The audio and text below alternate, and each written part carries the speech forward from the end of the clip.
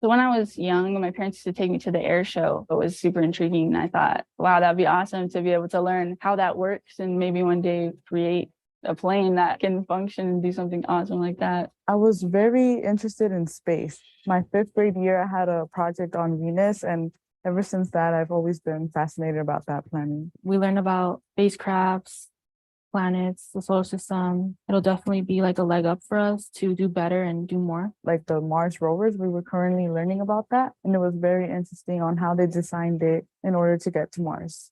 We learn about space, aerodynamics, and something that's particularly emphasized is the 4 C's, which include critical thinking, collaboration, communication, and creativity. Collaborating with friends or people that you don't know just to see where the head is at. When entering my freshman year, I was very shy and didn't want to speak in front of anyone or present anything, but now I'm able to be outgoing and talk with more people and learn more new things. If I'm more on my own, then my professors aren't going to be there to support me, so I have to know how to network and connect with my peers and my classmates. My teachers in school support me immensely, whether it's with my mental health, my emotional state, or with my academics. The first thing that they ask me is how I'm feeling. If they see that I'm down or anything, they'll definitely ask questions to see where my head is at. They have helped me so much. I would definitely recommend for younger students coming into high school to join this academy because it's a great opportunity that not many other students receive. Whether they're in middle school, to just be interested in this, look into it, because it's a really good program. And it's great for learning about engineering, aerospace engineering, anything that is new to you. I've seen them from freshman year to senior year. Most of the students who takes this course are very enthusiastic, and I've seen them all evolve as a student and as a person. Now, even when we go for internship interviews, I could see my students are all shining and very confident. I had 3 sons are very successful because of what their teachers did to them. And this is my way of giving back.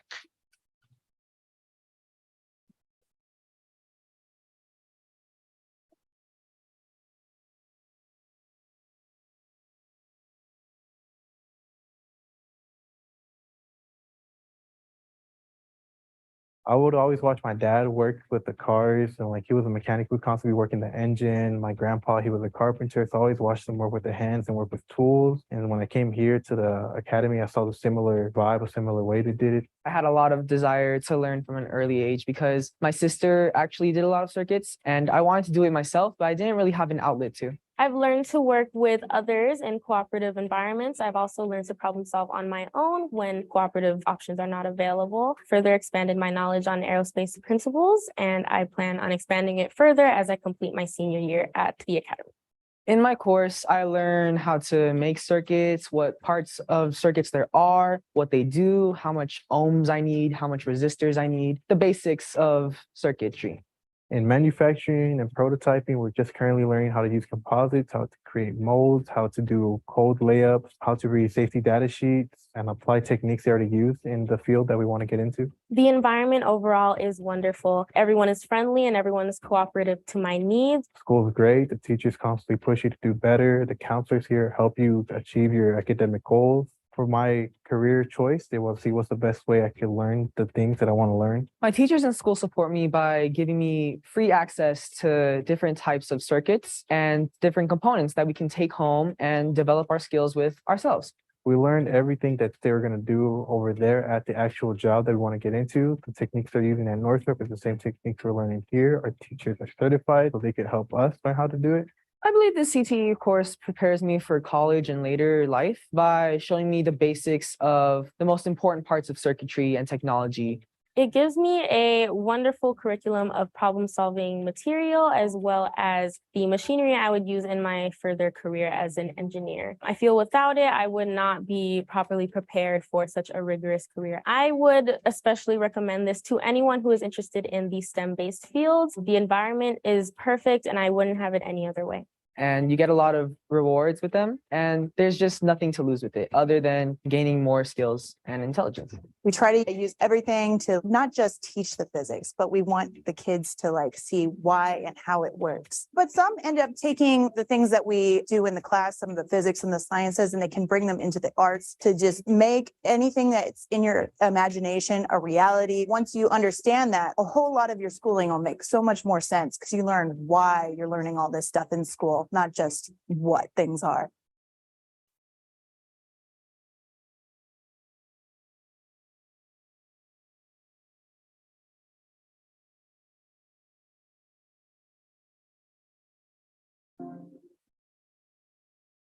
When I was in middle school, I used to take STEM courses, and I got a little bit of a taste of maybe what I wanted to do, but I wasn't really sure yet. When I was younger, I actually did not have any interest in engineering whatsoever. But now that I'm in engineering, I got a lot of different aspects, and I think I know what I want to do with my future. But now that I've joined the academy, I have changed that viewpoint.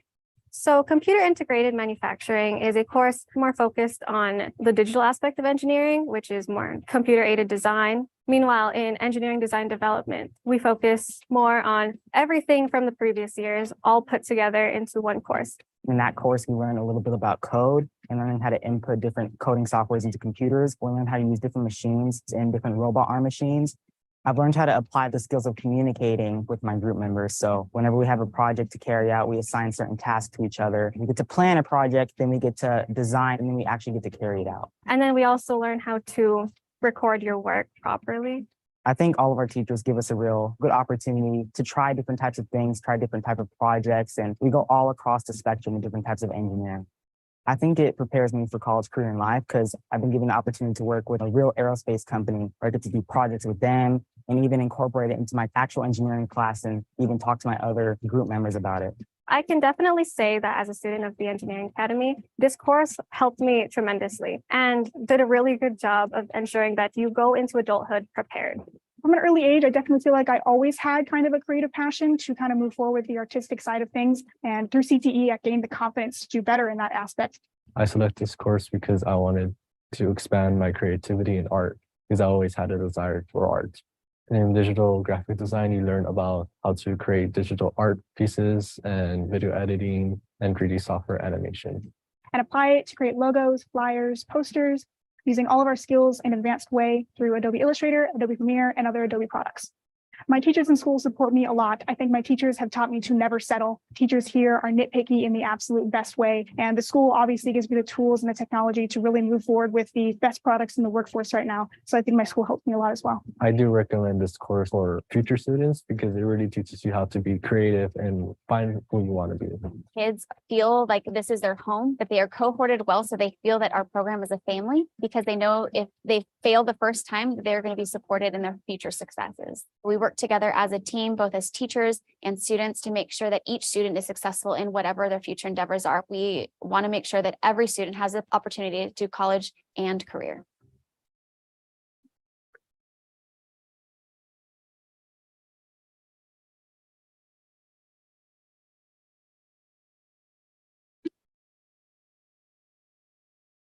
In the AVUHSD, we are committed to developing a multi-tiered system of support for students.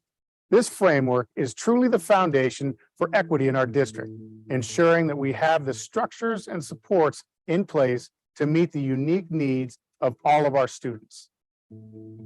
I want to assure you that the work we are embarking on isn't a new program or a new fad. It is simply put the alignment of our efforts on multiple fronts: academic, social, emotional, and behavioral, into a framework that takes into account the varied needs of all students and connects them to the extensive support our district already has in place.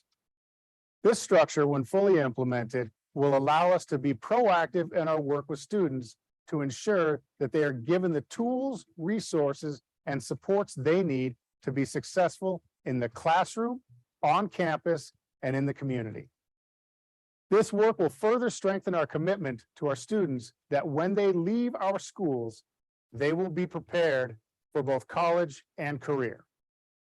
I would like to share how this work originated and how we've arrived at this point. With the success of our narrow focus on disproportionality, we saw the tremendous value to developing a district multi-tiered system of support structure that aligned our efforts in the area of academic, behavioral, and social emotional supports. It is certainly no surprise to you that we serve a very diverse population. And within that population, there continues to be an opportunity gap with some of our student groups, including students with disabilities, our foster youth, homeless youth, our African American and Hispanic student populations. We acknowledge these student groups were not progressing in a way that aligned with our mission and vision for our students, and recognize the importance of addressing their unique and diverse needs from a whole child approach. We agreed that as an organization, we have many great programs to offer our students. But the beauty of this framework is it allows us to create an equitable environment by incorporating our programs and services within a multi-tiered system of supports to ensure we are meeting the diverse needs of all the students we serve. And not only that, it will help us create a structure of awareness so that everyone is mindful of the services and programs we provide and are aware of how to access them, especially when our students are in need of additional support. So you may be asking yourself, what are the tiers of this system? Great question. Tier 1 is universal. It ensures that all students receive high quality instruction and support designed to meet their behavioral, academic, and social emotional needs. Tier 2 is supplemental, where some students receive additional targeted interventions and/or enrichment to complement the high quality instruction at Tier 1. At Tier 2, we want to identify our students' needs and intentionally provide them with targeted support. Tier 3 is individualized, where few students receive intensive or specialized instruction and/or resources to complement Tier 1 and Tier 2. And like you've already heard, this work is grounded in a whole child approach that looks at the academic, social, emotional, and behavioral needs of each student. Ed services and student services have been working closely together to create the most equitable conditions for learning for each and every student we serve. Even with all the planning, collaborating, and groundwork that we have accomplished so far on a district level and site level, we know that the pursuit will only be possible, only be effective, and only be meaningful to the lives of our students if our team of dedicated teachers, staff members, and community members partner together to ensure that AVUHSD MTSS becomes our path forward.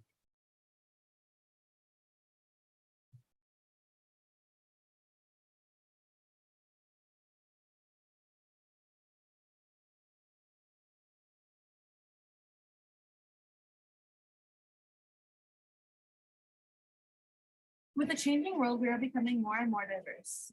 We have more opportunities to meet people from all over the world. And with language barriers, it's common for people to miss meeting great people. So it's important to grow with our changing world. The Biliteracy Skill program is not only a great way to become familiar with, but to become fluent in the language of your choice.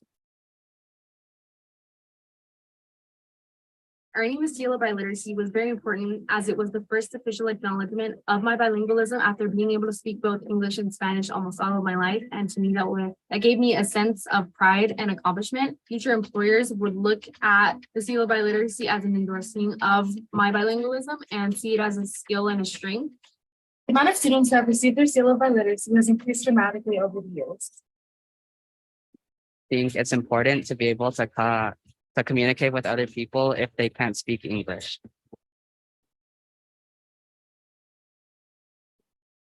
I got to meet a lot of new people and connect with them because you have a lot of the same classes with them as you go through high school. And so it's a good place to like meet people and connect.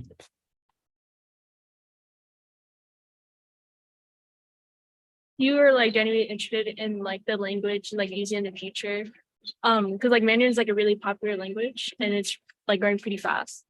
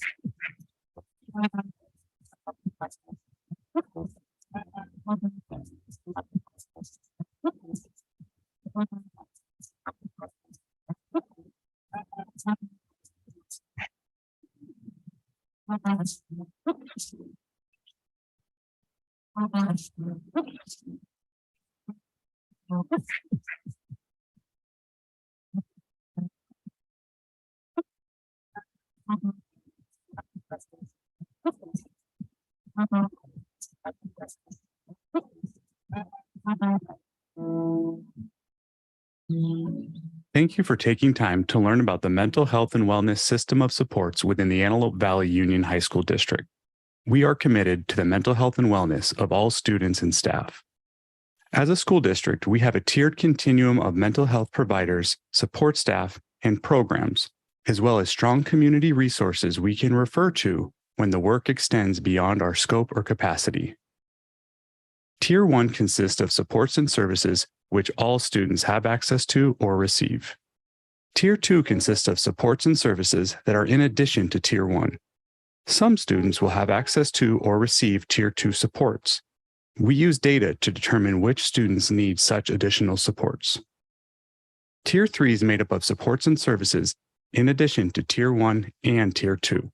Few students receive Tier 3 supports, and much like Tier 2, we use data to determine which students need Tier 3 supports. Tier 1 school-based mental health and wellness supports. To support student mental health and wellness, we offer social and emotional learning, or SEL. SEL is the process through which individuals acquire and effectively apply the knowledge, attitude, and skills necessary to understand and manage emotions, set and achieve positive goals, feel and show empathy for others, establish and maintain positive relationships, and make responsible decisions. School counselors support students in 3 domains: academic, college and career, and social emotional. Social emotional supports may include short-term solution-focused individual counseling, crisis counseling, and group counseling for topics such as anger management, healthy relationships, grief and loss, and anxiety and stress, to name a few. School counselors can make referrals to school-based mental health agencies and outside community resources. Student support centers, also known as SSCs, are physical rooms on campuses designed to increase student connection and engagement. Every comprehensive campus has a student support center where our students can receive mental health and wellness support through both small group activities and individual mentorship. Tier 2 school-based mental health and wellness supports. School psychologists provide direct support and interventions to students receiving special education services, consult with teachers, families, and other mental health professionals to improve support strategies for students. They provide individual counseling and crisis counseling. They can make referrals to school-based mental health agencies and outside community resources. Educational social workers provide individual and group counseling to students in addition to providing parent and family support services. They support our school counselors and school psychologists by serving as a crisis team member and supporting the risk assessment process. Educational social workers also serve as a connector to community-based resources and organizations. Student support coordinators are teachers that work directly with students in the Student Support Center.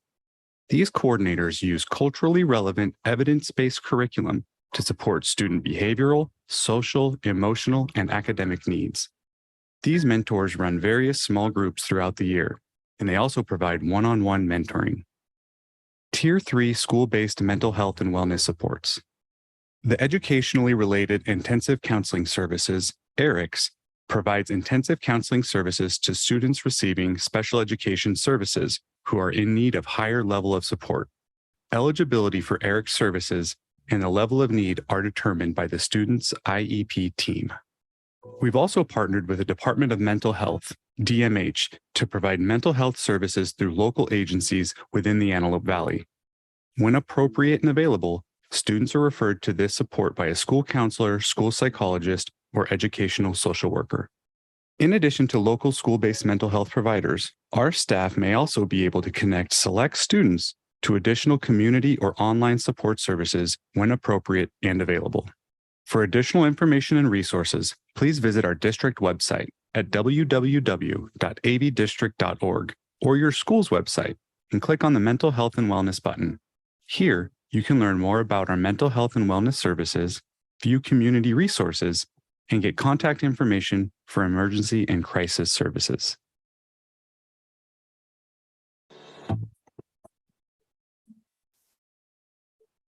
We learn about different body parts and different diseases in the body. In terms of muscles, organs, and so forth. I've always wanted to be some type of medical. I used to want to be a CSI investigator. So of course, when I seen this, I had to jump on it. Ever since I joined the CTE course, I just decided to stay in it. And so in hopes of getting a stall and in hopes of applying such methods into my later life, that way I can prevent such issues from happening, such as cancer or genetic deformities and so forth. At my CTE courses, it's not always about academic learning. I learn more how to be confident. I learn different ways to answer questions, and I learn how to talk and work with different people. With each course, I'm learning more hands-on. And then, of course, I've learned a little bit on how to fight cancer. And then, of course, I've learned how to construct more of a prosthetic arm or any other form of prosthesis. My school, it supports me with the different electives that we have and different support systems like the counselors. When we ask questions, they're able to help us and support us. And they're able to work with us one-on-one or work with us in a group. That way we can resolve such problems. I selected this course because I believe that thanks to my sister, I would have a little bit more knowledge. And so I would kind of get a head start. I feel like the CTE courses bring responsibility to my life, and it brings deadlines because not everything is, oh, just get it done when you feel like it. The CTE courses help me see that there is deadlines and that it's not always how you want it, it's how it's going to go. So it teaches me a lot about responsibility and time management. I think that this program is actually really great. It's helped me so far, and it actually pushes me on forward in order to learn much more. And so it'll help me out a lot. And I feel like this is an incredible program. Our students are cohorted, and the same students that are in our biomed classes are also in our English classes, and they move together throughout their academic courses along with the CTE courses. I think that our CTE programs are just amazing and provide our students with the opportunity to learn hands-on skills and work-based learning skills within a high school setting. And I think it's really a great opportunity for them to learn what it would be like in a real world situation outside of just the high school classroom.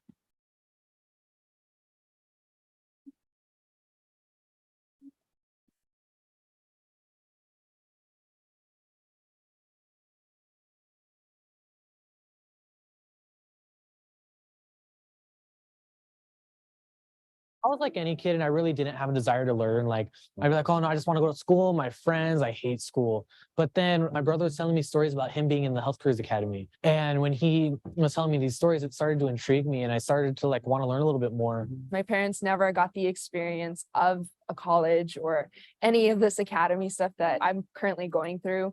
I've learned a lot in CTE. Medical assisting clinical side and the administrative side as well. So we cover anything from injections as well as medical terminology, medical coding and billing. If we need anything, they give it to us. No questions asked. They know that we demand a lot and they're flexible with my schedule. If I maybe want to take this class instead of this class, they allow me to. Now our teachers, I think they're really like family. I can go to them for anything. So I've been involved in this organization called Host of Future Health Professionals. And I've kind of progressed through the ranks. And eventually my sophomore year, I decided to run for the state office. And I ended up winning as the regional 3 vice president. And I was privileged to serve such a large region of California. This is the National Honor Society Medal of Sports Medicine. I received it for being in sports medicine for 2 years, as well as holding a 3.5 GPA or higher throughout my 4 years in high school. I recommend the Academy 110%. It's one of the best things you could do in high school, especially if you love health. I recommend it to anyone and everyone. It's just an amazing and fulfilling experience. And I know that my high school journey would not have been complete and it wouldn't have been as amazing as it was without my involvement in the academy and without my passion and discovering my passion for medicine and helping others. So my uncle was a car mechanic. He showed me a little bit of stuff because I would see him when I was little working on cars, and it intrigued me to see what was happening. And from there, I found out Palmdale High School had an academy and I decided to enroll in it. We learned the basics at first. Radiances and different math problems, and then In the beginning of the year, we did electricity. The business aspects, going hands-on, going through the paperwork, whatever it is, you'll be prepared. It'll lead up to different courses, which can lead to building robots. And then you're allowed to take an elective, which is Solar Falcon Race Team, and you can build a car. My teachers and my school support me by giving me the help I need. They've just always been there, and to me, they are like a second family. I selected this course because it's very interesting to me. I've been doing it since I was really young. I feel like I can do that in this course. Growing up, I've always been around people that have been working hands-on, I've been trying to work. So I have always desired to want to put myself into something and put my best foot forward. People should really enroll in a CTE class because it's hard work. It gets frustrating, but in the end, it pays off because engineering is a male-dominated field. So they bring us in to say, hey, we need more women. And it just came out to be a really good program. Our program is a fully cohorted 4-year program. The students that take this course are normally attracted to the engineering industry, and they want to see what that is like. It is great to see some of the students that have come through the program, and now they are engineers at local engineering companies or defense contractors. They will see what an engineering student in a university would go through and prepare them for that.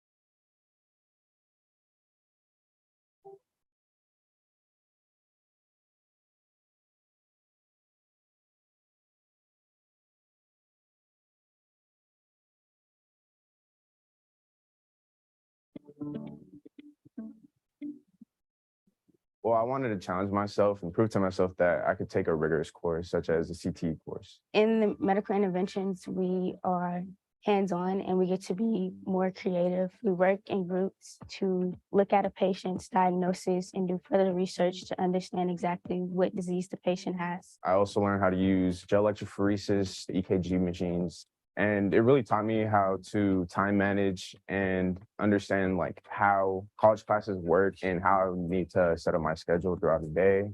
The teachers in schools support me by always making sure I'm okay. They always ask questions. They allow me to ask as many questions as I need to understand what it is that I'm doing.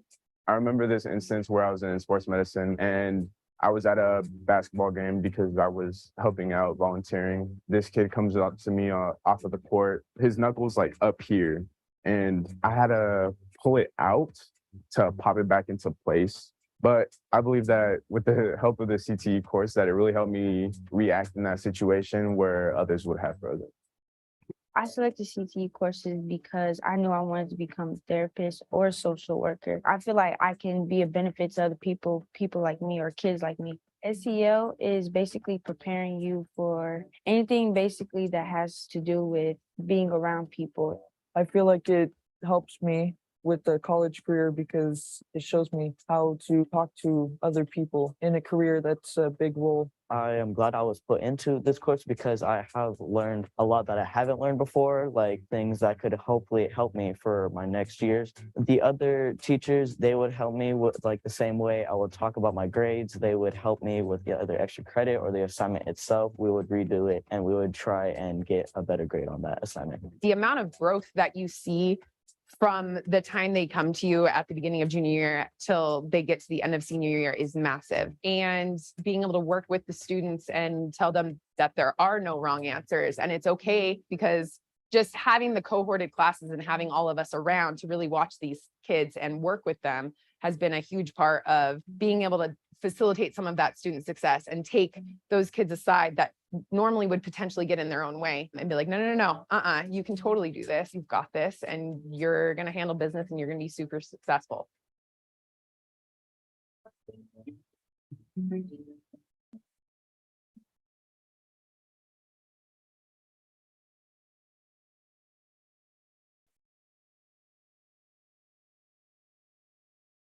Aerospace Engineering Honors is a class where you learn about aerospace engineering, all the technical stuff that goes into aviation, and how to manufacture planes and what parts are inside. I selected this course because as a child, my families were very involved in aerospace. So I always grew up around planes and I wanted to learn about aviation. In my CTE course, I acquire the necessary knowledge to know how planes work, how they're created, their propulsion systems, the tools and resources that we have. We have 3D printers in order to create little models of what we have. Like recently, we just created nose cones for planes.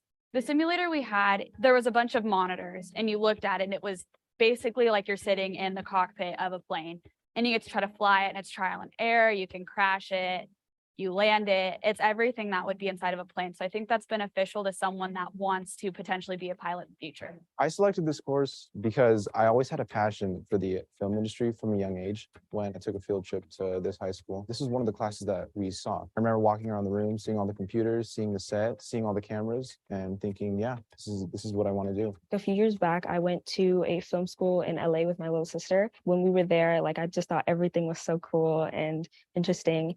And then when I seen the course listed on my course list, I decided that it's something that I would be interested in and it looked cool and I'm glad I took it again. We learn how to use a lot of the Adobe products. So Photoshop, Premiere, After Effects, Illustrator, and we also learn how to film, shoot, and edit our own videos. I think prepares me very well, mainly because all of the hands-on activity that we get in this class normally, like this industry, it's all about knowing your equipment and knowing how to use it and how to use it well. And this class prepares you for that. My teacher in school provides so many things for us. We have Macs for every student.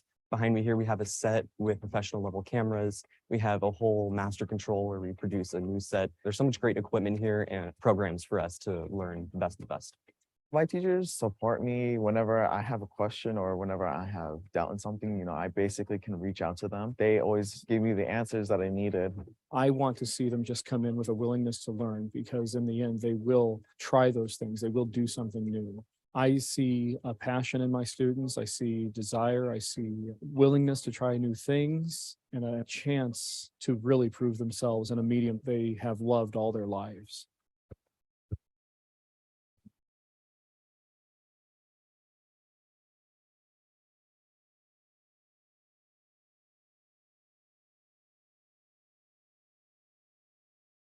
In 2011, I chose Wix, and it was really because the aesthetic that Wix brought to my brand really elevated my brand. I do advertisements through Wix to Instagram and to Facebook, which in turn bring me lots of new customers, as well as keep tabs on my existing customers. I also use Wix email marketing platform very often. It's a great way to drive sales. So what's my goal for the future? To keep growing.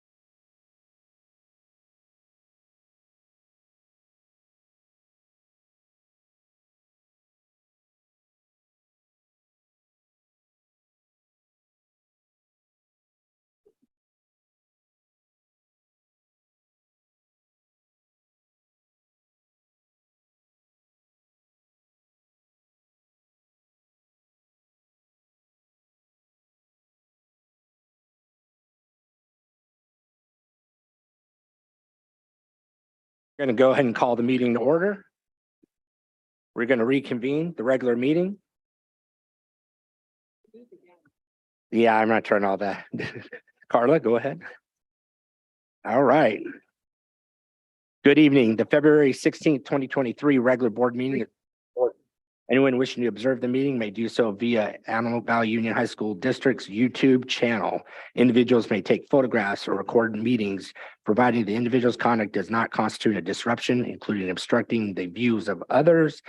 Those wishing to address items on the agenda and matters that are not on the agenda but within the jurisdictions of the AVUHSD board shall do so in person. Complete a speaker form and give it to the designee before the public comment portion of the meeting. The speaker form must be given to Mr. Orozco before the board president announces the item. Once the item has been called, we will no longer accept new cards. Mr. Orozco will call the individuals' names to come up to the podium and provide their comments. Individual speakers are limited to 3 minutes each. A total for public input on each item shall be limited to 20 minutes. Non-agendized items are limited to a total allotment of 20 minutes. Only one person is permitted to stand at the podium at a time. No speaker may relinquish a time allotment to another speaker. The district encourages members of the public to attend board meetings and to address the board concerning any items on the agenda or within the board's jurisdiction. The board does not prohibit public criticisms of its policies, procedures, or programs, services, acts, or omissions. Similarly, the board does not prohibit public criticism of district employees. Speakers are cautioned that no person is immune from liability for making intentional, false, or defamatory comments simply because those comments are made at a public meeting. Attendees are also reminded of the board's civility policy, Board Policy 1313. The civility policy requires that members of the district staff will treat parents and other members of the public with respect and expect the same in return. The district is committed to maintaining disruption-free board meetings.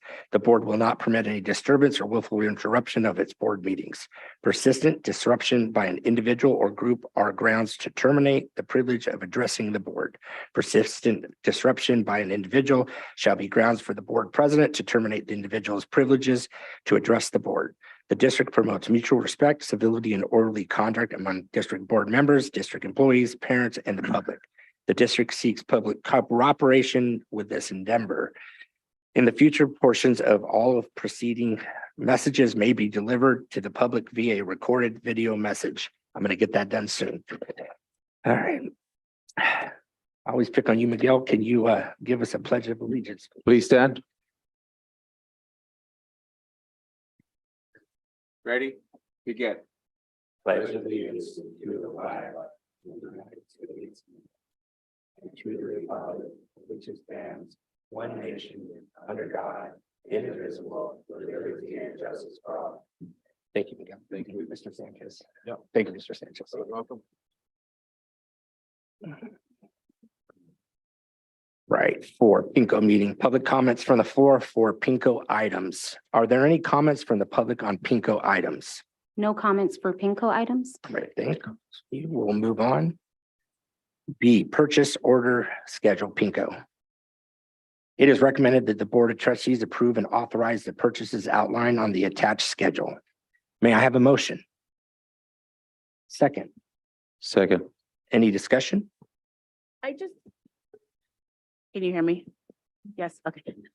Just one thing I wanted to mention so that the community is also aware of, in the Pinko schedule, the PG&E, I think we're all aware of the natural gas and the costs of what's happening there. So I had asked Mr. Hawkins, so thank you, Mr. Hawkins, for an idea of what is the impact of those utility costs, specifically the gas for our district. And just as an example, Little Rock High School from December to January, it was almost $18,000 difference, from 22,000 to almost 40,000 just for the gas bills.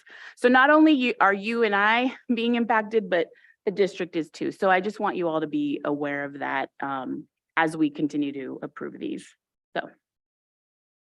Any other discussion? All right, seeing none, I have a motion. Second, all those in favor say aye. Aye. Opposed say nay. Seeing none, so moved. Go ahead and reconvene our regular meeting. Right, good stuff. Number 6, recognition reports, public comments. A, ICC Student Representative, Knight High School. Mr. Delgado. Thank you. So today, Knight High School is here to present their semesterly report on what's going on for their school. So can we give them a big round of applause?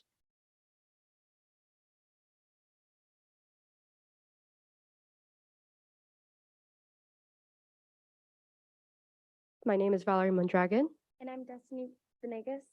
and we are the ICC representatives for Knight High School. So to begin with, this is the first year that Knight High School has created a course/elective fair. It basically is a time throughout lunch in which it was hosted on February 9th. As you can see on the elective fair post, this is just something that we had on our Knight Activities Instagram page, which we have a lot of activity on. And these are just some examples of some classes that were on the course and elective fair, such as creative writing and AP English literature. In the back there, you can see French, as well as just the syllabi literacy in order to inform our students on programs and courses around campus for the following year in order to both inform underclassmen such as freshmen and sophomores on programs that they could continue to join, and as students are about to start signing up for classes for the following school year. Recently, our school has invested in a bunch of signs and window coverings around campus, and it's something to help promote positivity and school spirit. And it's also there to remind students about the code of conduct, which is to be kind, be respectful, and be responsible. Another thing is our Black Student Union recently held an event, which was a 5K on February 4th, and the tickets were $5 for pre-sale and $8 at the day of the event, and it had an amazing outcome. So many participants came, they enjoyed it, and there was snacks and water along the run, and it really helped our Black Student Union get the fundraising for their club. Furthermore, our junior prom for 2023 will be on April 29th. It will be hosted at Casa Vertigo, and we will be having a one-day ticket sale on March 7th after school. So this is just a post that was also on our Knight Activities Instagram page. The prom theme will be Night at the Oscars, and the prices will be $135 for students who will be paying with an ASB card, which is sold in the beginning of the school year, and $150 for students who will be paying without ASB cards, and these are the same prices for just outside guests. Guest permission slips will also be due before the one-day ticket sale. The one-day ticket sale will be occurring after school, so any students that are at the medical academy or an away game for sports will be able to just put down their name on a list and be able to purchase the tickets for the following day. Something that is currently occurring on our campus is RAC Week, which is Random Acts of Kindness Week, as well as just like a Valentine's Day type of theme. So for RAC Week, the ASB students have a goal, which basically every day throughout February, ASB students try to do at least one random acts of kindness in order to promote a positive community on our campus. RAC Week is just also a spirit week. So on February 14th, it was Valentine's Fun. ASB students went out throughout campus and were passing around heart stickers and smiley face stickers and just giving out compliments and such. And students were dressed up in Valentine's Day colors. On the 15th, it was Dream of Kindness, PJ Day. Today, it was Status Update Day. So wear red if you're taken, pink if it's complicated, and white if it's available. If you're available. And then tomorrow it will be Wear Your Heart on Your Sleeve, an event that Destiny will further elaborate on. And then on February 14th, our choir had a fundraiser, so singing grams in order to just make money for the choir. And March Madness is also coming up, so that's just a spirit week throughout March that ASB is currently planning. Also around March and April is when some of our students are selected for the Space Camp Scholarship fundraised through the Paul George Federation. So these are some of our students who actually participated in this event that we hosted, which was ASB sold flowers and grams for $3, and students could purchase them for their friends or significant others and have them delivered. And it was a huge hit. We do this annually. Another thing is we do these hearts around campus, which tend to have an amazing turnout, with ASB students writing every student's name, which comes out to be about 3,000 students, and we write them all, and We put them around campus and students love to go find their names, and it feels very personalized, and they get to wear them around campus all day, and they really enjoy just looking for it and finding theirs and their friends. So we actually have a couple of hearts for you guys who like to go ahead and pass them out. So you can have your sample. And that is all. And that's Thank you very much. Thank you. Outstanding presentation. Thank you. I always have a question. So you have a club, it's called Creative Writing? Come on back, guys. I love creative So writing. that's actually a class that our AP language arts teacher has, sorry, not Okay. AP language and composition teacher has. She has a class called creative writing that she's been keeping going for a couple of years now. It's pretty big turnout, and we usually have students from all around the grades just participate in the class. Oh my goodness. That sounds like, to me, it sounds like a lot of fun. Yeah. And I hope that the people that are involved do wonderfully well. I'm working on my third book, and I hope that that happens for some of the people in your class too. Thank you. Thank you very much. Yes. Any other questions? I have a question. Yes. So, and this may be more for Mr. Nehan, but I noticed the cost of prom. So my question is, what does the district do to help subsidize the cost for those that can't afford $135 or $150? Actually, go to Mr. Hawkins. Oh, Mr. Hawkins. Currently, we haven't been requested Okay, to assist okay. those folks that are going to that. So what I would encourage your school and all schools listening is, if the finances are what's hindering from you going to prom, talk to your principal and then have them talk to us, because I mean, prom isn't for everybody, you know, but I do feel like if the money is what is really stopping the dream of the junior or senior prom, it should be addressed. Yeah, originally it was actually supposed to be a little bit cheaper, but I believe we already signed up for the location, Casa Vertigo, and I think they bumped up the price on us pretty last minute. So that might be part of the reason as to why prom is a little bit more expensive this year. And where is Casa Vertigo? It's a place in LA. In Los Angeles? Yeah. Okay. Thank you. Thank you. I appreciate it. Of course. Yeah, thank you. Thank you.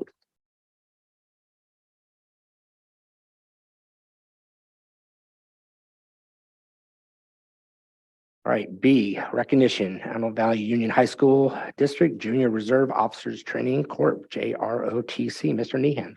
So this evening, we have with us Juan and Athrin Blanco, and they are representing Coffee for Vets, General Higer and Edwards Air Force Base, and Assemblyman Juan Carrillo's office, and they want to recognize our students from Highland and Knight High School, ROTC, who volunteered and worked very hard at the air show at Edwards Air Force Base a couple months back. So Juan and Athrin Blanco.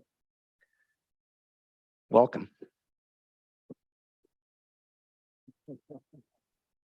Good evening, Board President, trustees, staff, and superintendent. My name is Juan Blanco, and I am the representative for Assemblyman Juan Carrillo in the 39th Assembly District, a newly formed district that was just formed for this 2022 election. We are here tonight to bring before you the students that volunteered at the Edwards Air Force Base Air Show. But first, allow me to introduce Ms. Athrin Blanco. Hi, my name is Athrin Blanco. I am the Secretary for Coffee for Vets. I'm also the Honorary Commander for Edwards Air Force Base. And I also led this team in order to be volunteers for the air show. And I'm Master Nilsson. I'm here on behalf of General Higer to represent the 412 Test Wing and just express how grateful we are for the community as large and for you guys supporting us in the largest Air Force STEM event of its kind that's ever happened. And we supported over 22,000 students in their interest in STEM career fields. And you all participated in the rechristening of the Supersonic Gateway, which was originally where we broke the sound barrier. And we are now rechristening that as the Supersonic Gateway. So thank you all very much.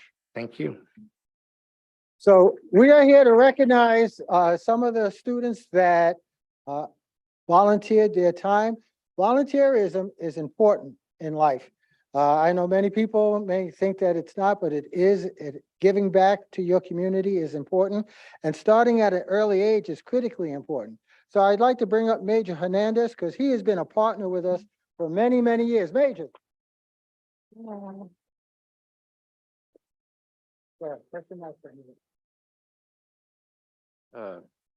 Board members, I'll thank you very much for the opportunity to be here this evening. We had cadets from Highland High School and Knight High School participate in this event to assist Edwards Air Force Base at one of their main hangars where they had STEM Expo taking place.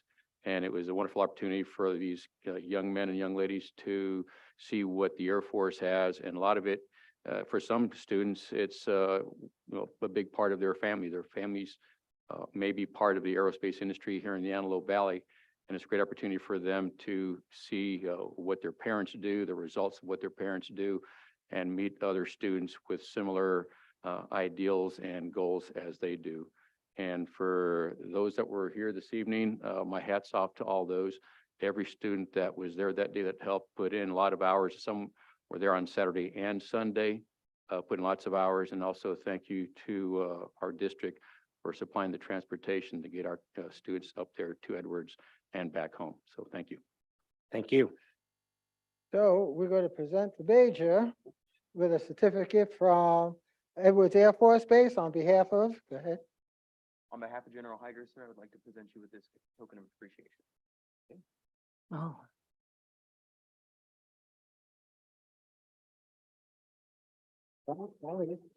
You have a superintendent? Superintendent, front and center, please.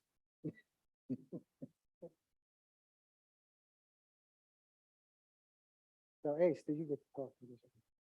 Tell them what you did. Oh, my Tell 'em what you goodness. did. Okay, so when the Air Force called upon me, and I am with Public Affairs, so we kind of spearheads a lot of the events that connects the public and our community with the base. So I got the call, this is what we need, and it's about, we're trying to get close to 100 students from the schools in order to participate in this program. So that was a challenge all by itself, because you're talking about transportation, you're talking about food, you're talking about, making sure that they are safe, making sure that they're eating, making sure that they're taking their breaks and water and da da da da da da da da.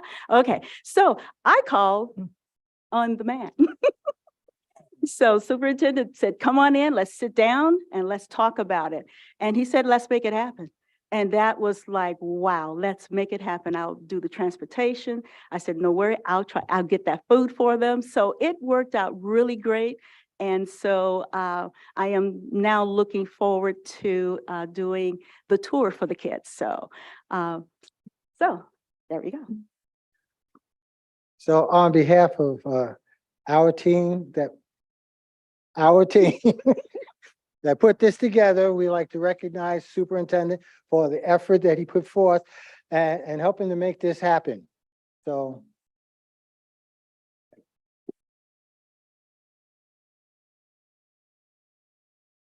So I'm kind of like the narrator right now at the moment. And I want you to know that this 3-day weekend, especially the STEM program on that Friday, for those of you who are in this room, there were 9,000 young people, 9,000, right? 20,000. 20,000 young people in that room. I shouldn't say room, in the world's largest hangar 1,600. And of those children, so I was there the entire time, and of all those kids that were in that hangar, not one was looking at a cell phone, not one. They were entirely engaged in that weekend. And I know that your board member was there, Danita, and she can attest to that because she had a great program going on with the robotics. So we had a great Friday and a great weekend. And I want to say thank you to all of these young people. And I want to bring up Sergeant Lugo. Come on, Lugo, come on. Because I asked her a question as we came in. I'm sorry, I don't mean to take that much time. We'll be done in a moment. But Take your time. tell them what your impression was when you got in the hangar around the aircraft. I felt really shocked and just like excited to be there. And I really just wanted to hop onto one of the planes Well, keep it up and you could be flying over the Super Bowl. Exactly, and she knew this, right? You knew that. So she's a young lady that has really experienced what the future is about. And that's what this whole week, those 3 days were for, our young people to experience more than they normally see, to see what possibilities are out there, what futures they could have. So I would like to bring up, all right, Sergeant Clayton. Good evening. My name is Tyler Clayton. I'm the group commander for William J. P. Knight High School, CA-20053. I would like to say it was honestly a great opportunity to go to Edwards Air Force Base and just watch the show. Also directing people, helping them out. Hey, here's the bathrooms. If you need medical, here's a station. A lot of questions were asked of the students, and it was honestly a great opportunity for them to get out of their comfort zone, be able to public speak. A lot of people that they didn't know, a lot of people that maybe had a hard time speaking English as well. We have a bilingual student here, Cadet Banda, who was able to translate for some people who are just trying to find directions and whatnot. So it was a great opportunity again for students to get out of the comfort zone, be able to talk to people, and also it was just really cool to see planes flying around doing some awesome maneuvers. Yeah, so thank you for the opportunity. Again, like they said, the transportation, and for making it happen. So thank you. So can we get the board members to take a photo with Absolutely. I was just saying that. We're coming down right now. Read my mind, Ron. Oh, we're gonna line up here and take a photo.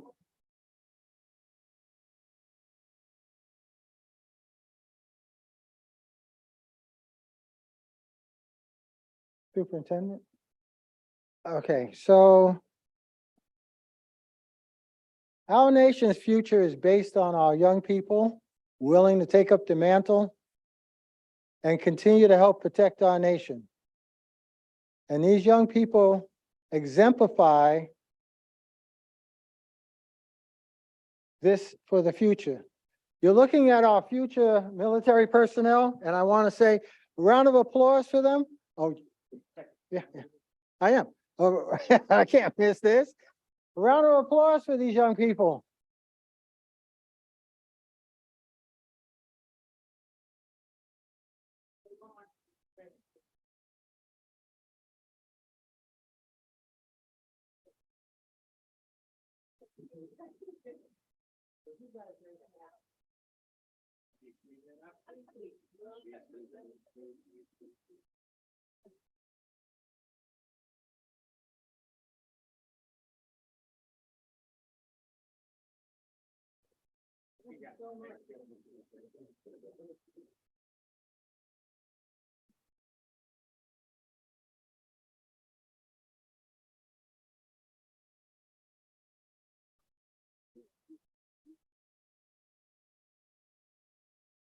Okay.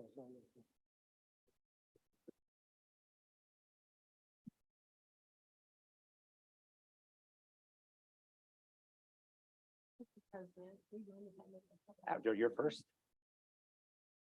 Before you leave, Mr. Blanco, you talked about volunteering, and I don't know if a lot of people know how much you volunteered. How many cups of coffee did you serve that day? Free coffee to anybody who stopped by, except me, but that's all right. But how many cups? So we were there Friday until Sunday. Each day was well over 1,600, maybe 2,400. We can't even tell you because what we were doing, we're pouring the cups, the coffee, making the coffee, pouring the coffee, and we were measuring it by 5-gallon jugs of water. So each day we went through 6 to 7 5-gallon jugs of water to make coffee from 5 a.m., right? 5 a.m. until 5 p.m. So we did 12 hours every day on that coffee. And for those of you that didn't get any, if you were there, sorry.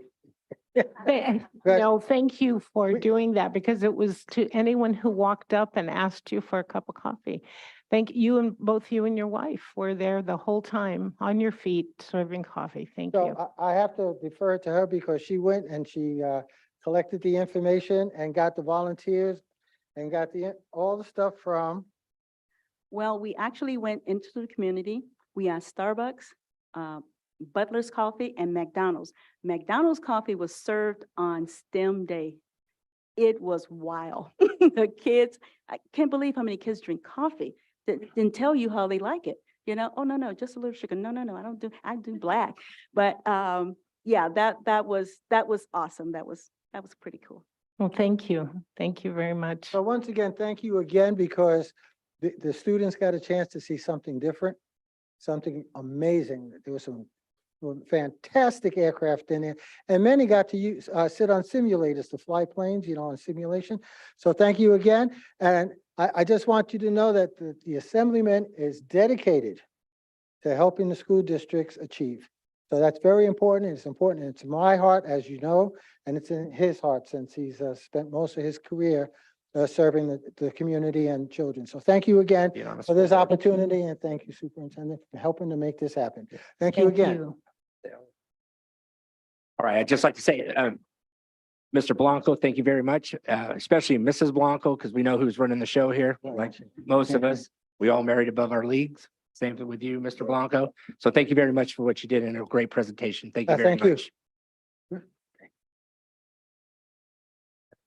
going to move on to item C, CTE program overview. Mr. Nehan.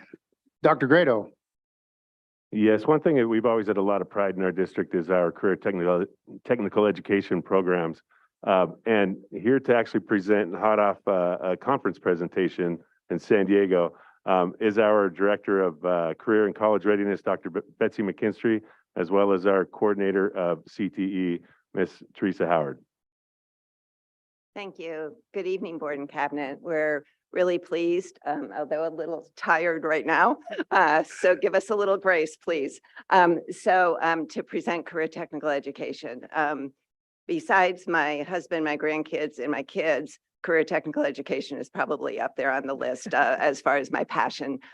Since I came from the business industry, actually when I was 40 years old and became a CTE teacher, I realized the value of CTE, the relevance of CTE, and really the importance and the essential element in the education system.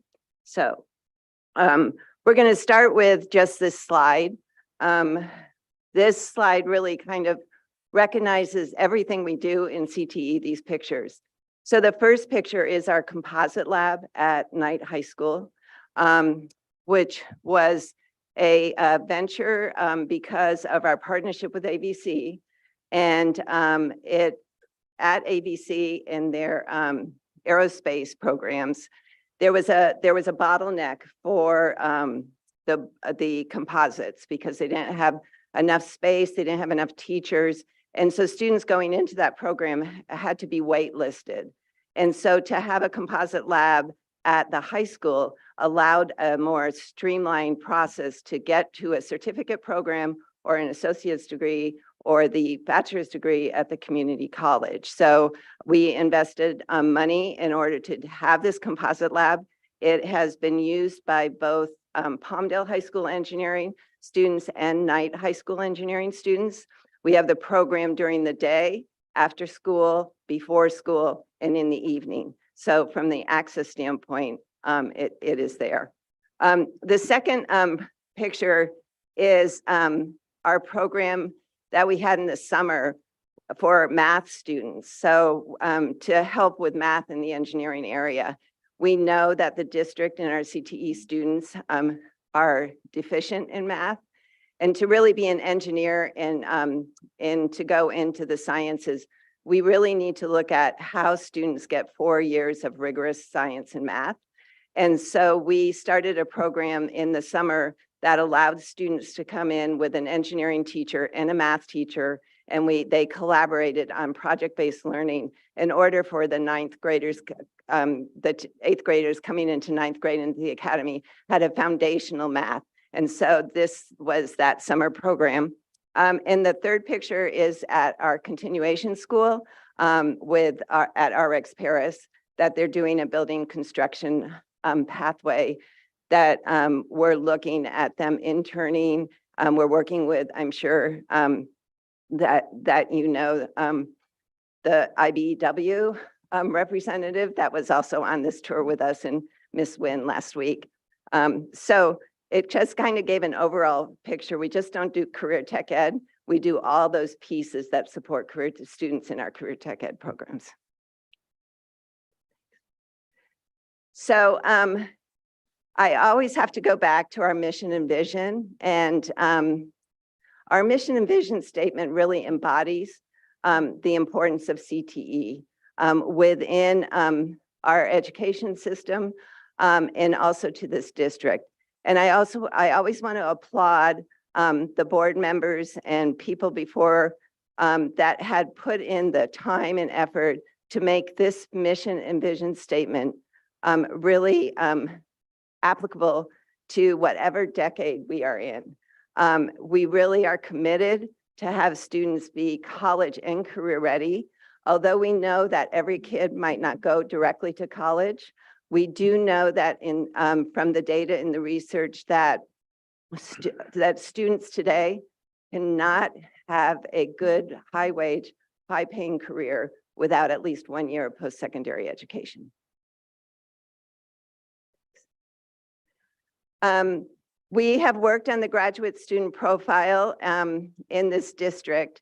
And right now there's discussion on this with possibly revising it a little bit to be a little bit more comprehensible. But one of the things that I wanted to share here is at the Link Learning Conference that we were just at, there was a 4-student panel, and the young woman in the white dress was a representative from Antelope Valley Union High School District and Eastside High School's Biomedical Academy. There were 4 students at this conference, and then she represented the district and Eastside High School very, very well. There was a student from San Bernardino, a student from Long Beach, and a student from LAUSD. There were about 800 people at this conference. Linda Darling Hammond was one of the keynote speakers. And it was just really showed what our students are capable of doing. I share this picture with you because she is going into aerospace engineering, but she's in the Biomedical Academy. And she was very articulate in the fact that what she learns in the Biomed Academy about collaboration, communication, problem solving, and critical thinking are skills that are transferable to any career that she would like to pursue. And her parents were there. She's going to be a first-generation college-going student, and she just was amazing. We had all kinds of wonderful comments after she answered the question. So. Oh yeah, and she took wrestling, and she had bruises on her face, and she had to tell everybody. So yeah, but we should be very proud of students like this in the district. And there's not only one, there's many, many students in the district in our career tech ed programs. So one of the other things at this conference we heard from Dr. Amy Lloyd, who's the Assistant Secretary of the United States Department of Education that oversees career technical education and adult education. And basically, she said, this is our time. This is a time that we reimagine career technical education, that it's no longer one pathway for one kid, for some kids, and another pathway for another kid. What she is really proposing is saying that we have to think of career technical education different. We have to look at the fact that jobs today have a higher level skill, need a higher level skill, need a higher level of education. And that doesn't mean that that's a 4-year degree. Mr. Sanchez, I think you mentioned that you went to through in a union job, that you probably did a lot of education as a result of that reading and math and all kinds. And so that's what we want to prepare students for when we say post-secondary education. It's important that we integrate that academic and technical content. High quality instruction, another important factor is aligned to regional labor market demand and economic development. So we have programs that are different than Orange County or that of the Central Valley, because our labor market demand here is in aerospace, engineering, health sciences, and even arts, because arts really does address the quality of life. And there's all kinds of careers within the arts that we focus on in our programs. Also, I mentioned this, they have to look at high wage, high skilled jobs. And there has to be what Dr. Lloyd said is we really have to have a coherent system of college and career pathways. That is a streamlined system for all students, regardless of where they want to go and what direction they want to go in. So our funding comes from really three main areas. One is we get Perkins federal funding, which some of you probably have heard about. That is specific for career technical education. And I'm not going to give you a history lesson, but this was the Smith-Hughes Act of early 1900s. And, you know, it really was for students to go into the kind of industrialized society in those particular jobs. And so that funding has been ongoing for decades. But that funding has now changed also to 21st century career technical education. Then we have the Career Technical Education Incentive Grant funding. And we have the K-12 Strong Workforce Grant, which comes from the Chancellor's Office. And that grant MOU is on the board agenda today. So all of those grants, as I mentioned before, look at how career technical education should be delivered in this century. It's knowledge and skills to transition to employment or post-secondary, alignment to regional labor market demand, rigorous academic and technical coursework, college credit, work-based learning, industry-valued certifications, system alignment, and high-quality curriculum and instruction.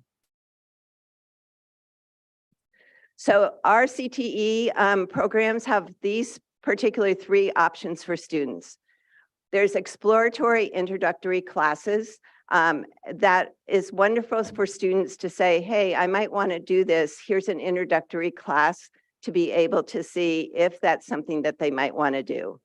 We have pathways, which are sequences of CTE courses. So students take Intro to Engineering, Principles of Engineering, Aerospace Engineering, and then Engineering Design and Development.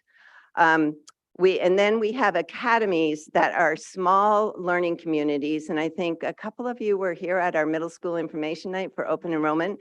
And so those are where teachers work together on interdisciplinary lessons. And the students really are in a small learning community where they're learning both their CTE coursework as well as their academic coursework. So we have a little over 7,500 students, which is an unduplicated count in CTE. I mentioned this briefly at the last meeting, but we also have students that take more than one CTE course. And so when we add those up, we have 55 course enrollments that are duplicated. So you see that about 2,000 students take more than one CTE course.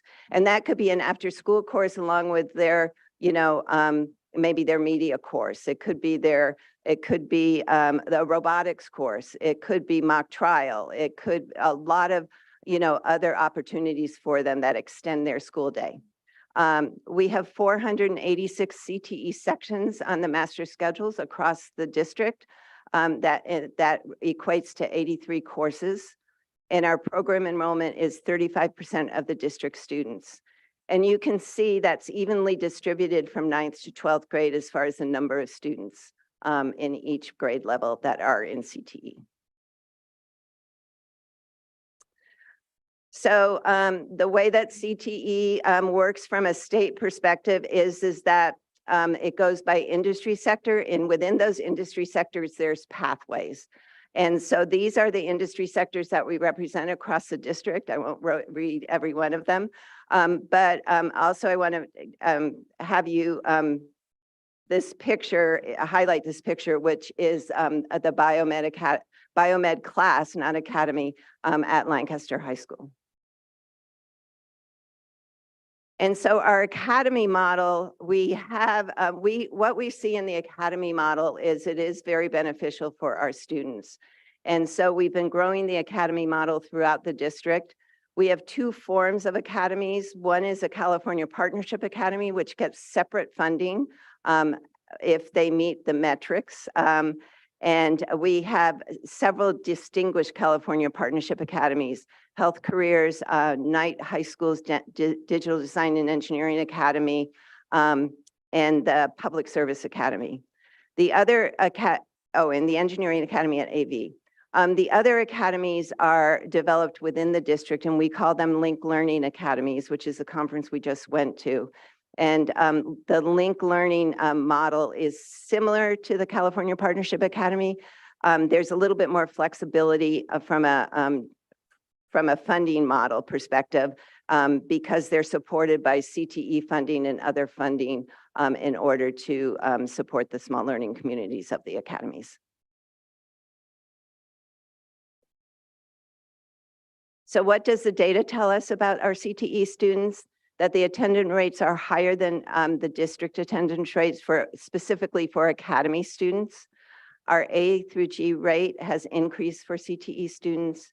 Students in our academies, specifically in our student surveys, overwhelmingly state sense of community, family in the academies is the most important to them. So although that they're there for the engineering, or they're there for the healthcare, or they're there for the building construction, it's the family and the community and people knowing them and their teachers knowing them as one of the factors that make them so successful. And the majority of our CTE students attend some form of post-secondary education after graduation, and most of those students go on to the Antelope Valley College.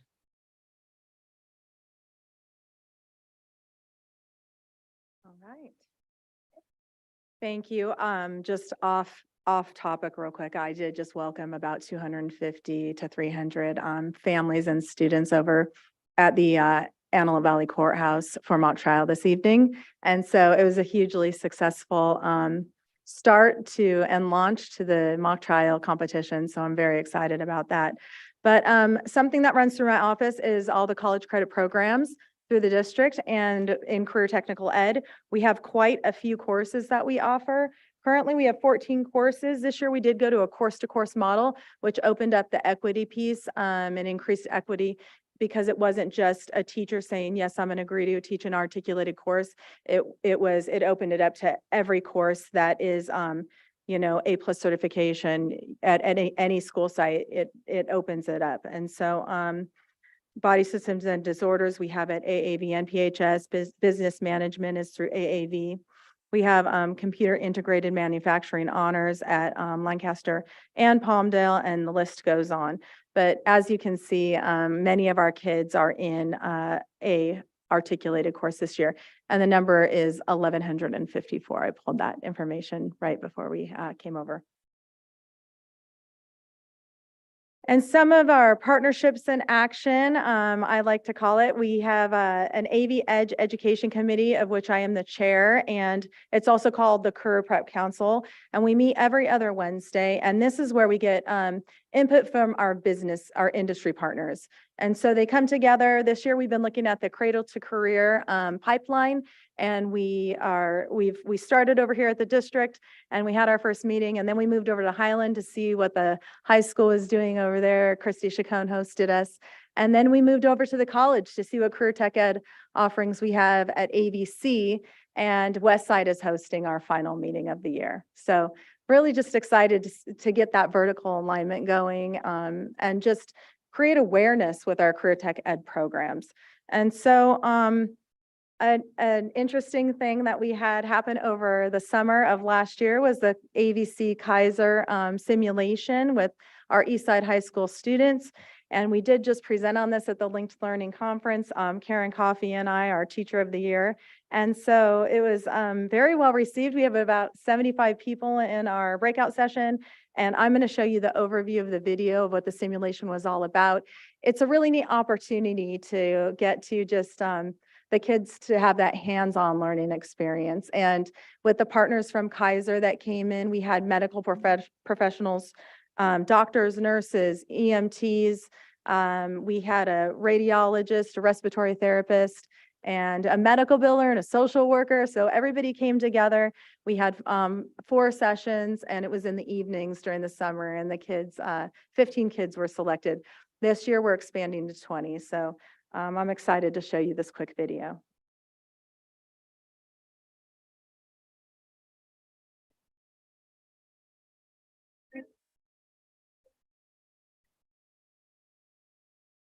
You make sure the closed captions are on also for the video. 911, what's your emergency?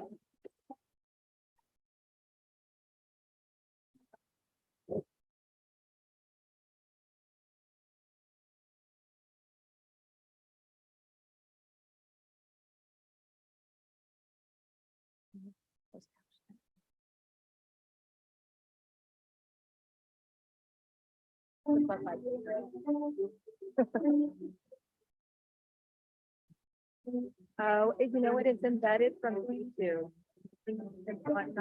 Then I would prefer not to show it because I really feel like closed captions used to be a requirement for any video we show. If that's okay with the board. We could just watch it at home. Or get closed captions and then we can post it. Okay.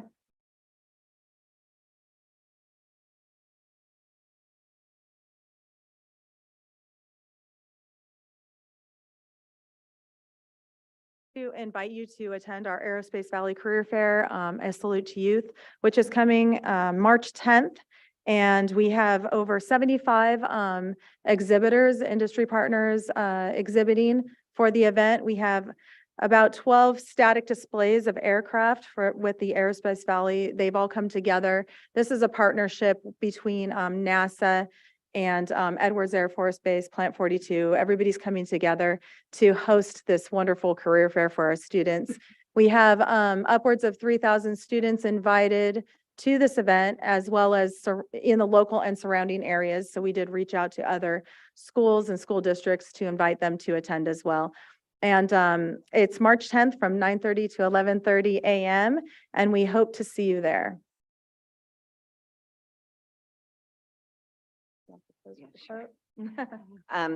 So thank you for giving us your attention tonight.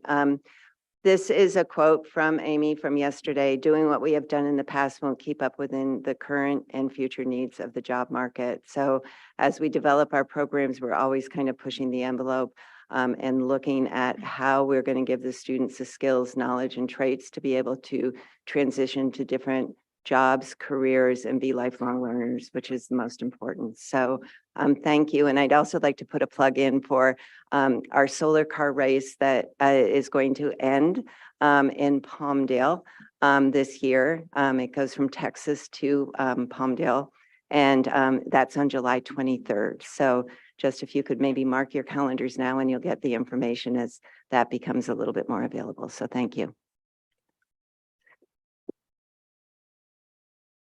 Thank you very much. That was a great presentation. And just, we've said it before, get ready. We're hopefully we'll be voting on our strategic plan here in a little bit. And I believe that we're going to move forward, and CT is going to be a huge part of that plan. Thank you very much for what you guys are doing, and I'm very impressed. Thank you. Yeah, thank you. Could I just add one thing? I didn't also note this picture in the last slide. This is a media graphic that a student drew and then added graphics to it. And it was down the hallway at the Link Learning Conference, where was all the artwork from the Lancaster Engineering and Media Academy on these boards as students, as the attendees walk through the halls. So just wanted to make note of that. Thank you. I have Go ahead.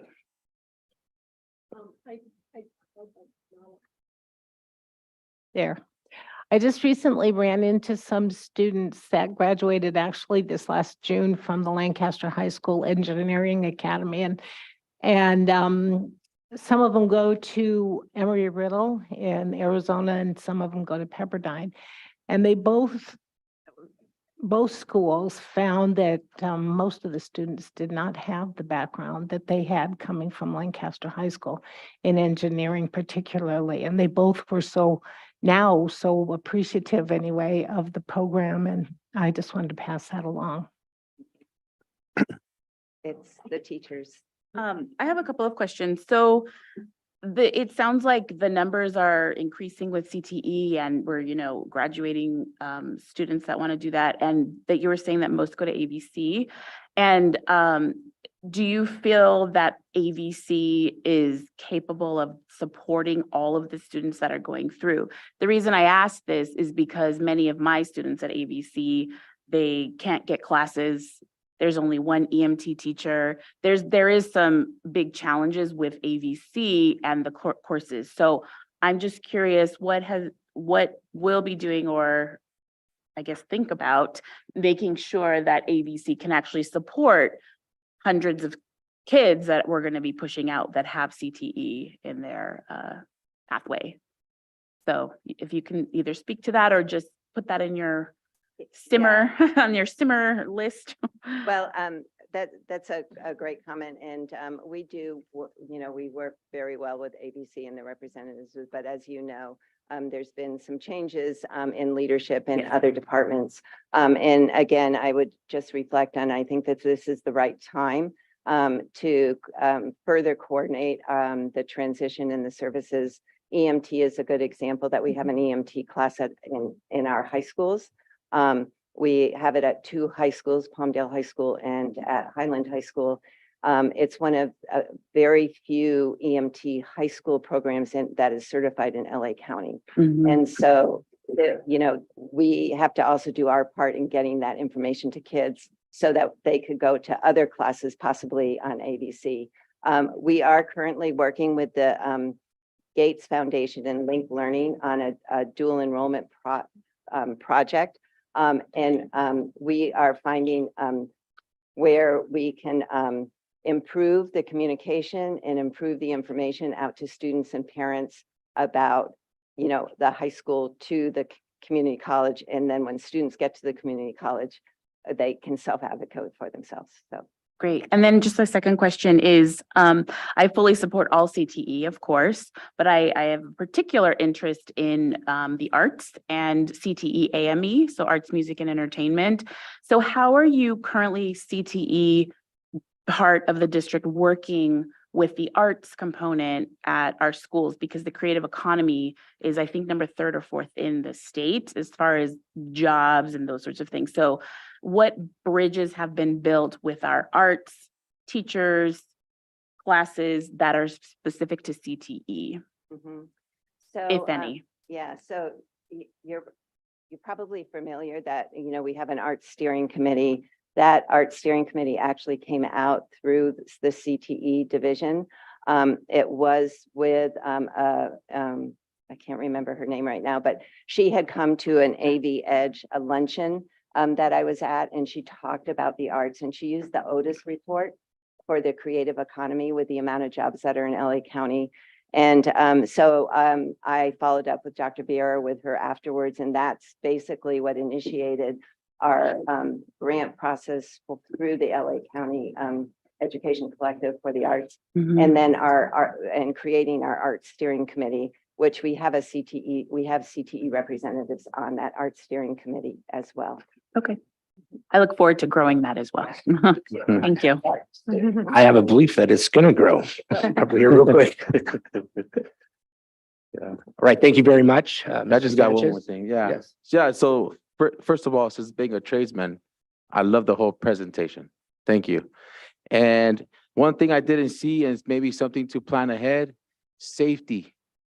They're starting to hit hard on career paths for safety. PPE, wearing the right gloves, cut protections, safety glasses, all of that. That's another career path that we can educate our kids. Maybe they don't want to do the hands-on, but they could educate all the employees. And first of all, the way how they showed up to work, that's how they get to go to home. That's one thing. And then plus you save a lot of money from injuries and all that stuff. So that's something just maybe to think, just to add on there. OSHA's a big deal right now. And we actually All of our students in our engineering programs and our manufacturing, they take the OSHA 10 exam Awesome. and. That's so- all they need. Yeah, there you go.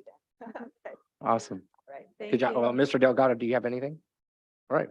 No, other than the, CT is amazing. I have friends that are in the Highland Public Service Academy. One of them just passed the exam to be certified, and I'm really excited for her because it sounds like an amazing opportunity. I go to Soar High School, so unfortunately we don't have CTE, but I always encourage everyone to do something. Like today, I was just helping my friend print out an application for the Palmdale Service Academy because she was super excited to do it. So again, amazing work. Thank you guys so much. Thank you. Thank you very much. Great presentation. All right, now we can get into D, discussion on the art, music, and instructional material, AMIM grant. And this is where you're going to get some money to do some of that. So what I would like to do is open it up for public comment on this item. When we tabled this item last meeting or the meeting before, I did say I want some public comment on it. And I would love to hear that at this time. Mr. Nehan. Do we have any public comment on 6D? Yes, we have one comment right now from Tom Hickson. Welcome. Welcome. Good morning. Let's see if I can get this right here. I spend a lot of time with these microphones. It's good to see you all. I don't often see you in your formal setting, so it's nice to see you in this space, this official space. First of all, I want, on behalf of the performing arts teachers, good evening, and I wanted to thank you for Ms. Corona, Hugh, me and the other, we had a very productive meeting the other night that just sort of, I'm not sure that the performing arts teachers have ever been so hopeful, finally. And I'll get through the whole process, but it's not just about the money that's happening now. It's about a lot of other things. And there's been support through this district for a very long time. And I just wanted to say that it was a great meeting, and I think everybody really got to work. A colleague of mine equated being a performing arts teacher after Prop 13 to teaching in the wild, wild west, as it were. You sort of got your basic funding, and you got your teaching going. You still have your job, which is great, but it takes hundreds of thousands of dollars to run our programs above and beyond. And so what happened to the industry is that these booster groups were created, and the haves had more, and the have-nots sort of languished behind. I think it's just time. We put a performing arts survey together about how much money is being spent or being annually raised in the performing arts programs, and the annual basic budget, not the travel budgets, the 300,000s. Performing arts teachers have to date spent over $33,000 just this year. And kids are putting in about 100,000 or so into just making these programs take place. So it's time for us to sort of stop asking arts educators to be arts nonprofit executives, because we're having just to raise all of this money to make these very expensive programs to take place. I want to also take a moment though, because it's not all bad news. Right? It isn't. I've been here a long time, and I could teach anywhere in this country, and I choose to teach here. And just some things that you have done in the past. First of all, none of us arts educators lost our jobs in 2008, and a lot of my colleagues did. You have done things like supported our honor ensembles program that we created, and you have supported for a number of years. And 6 of the current performing arts educators come from that program.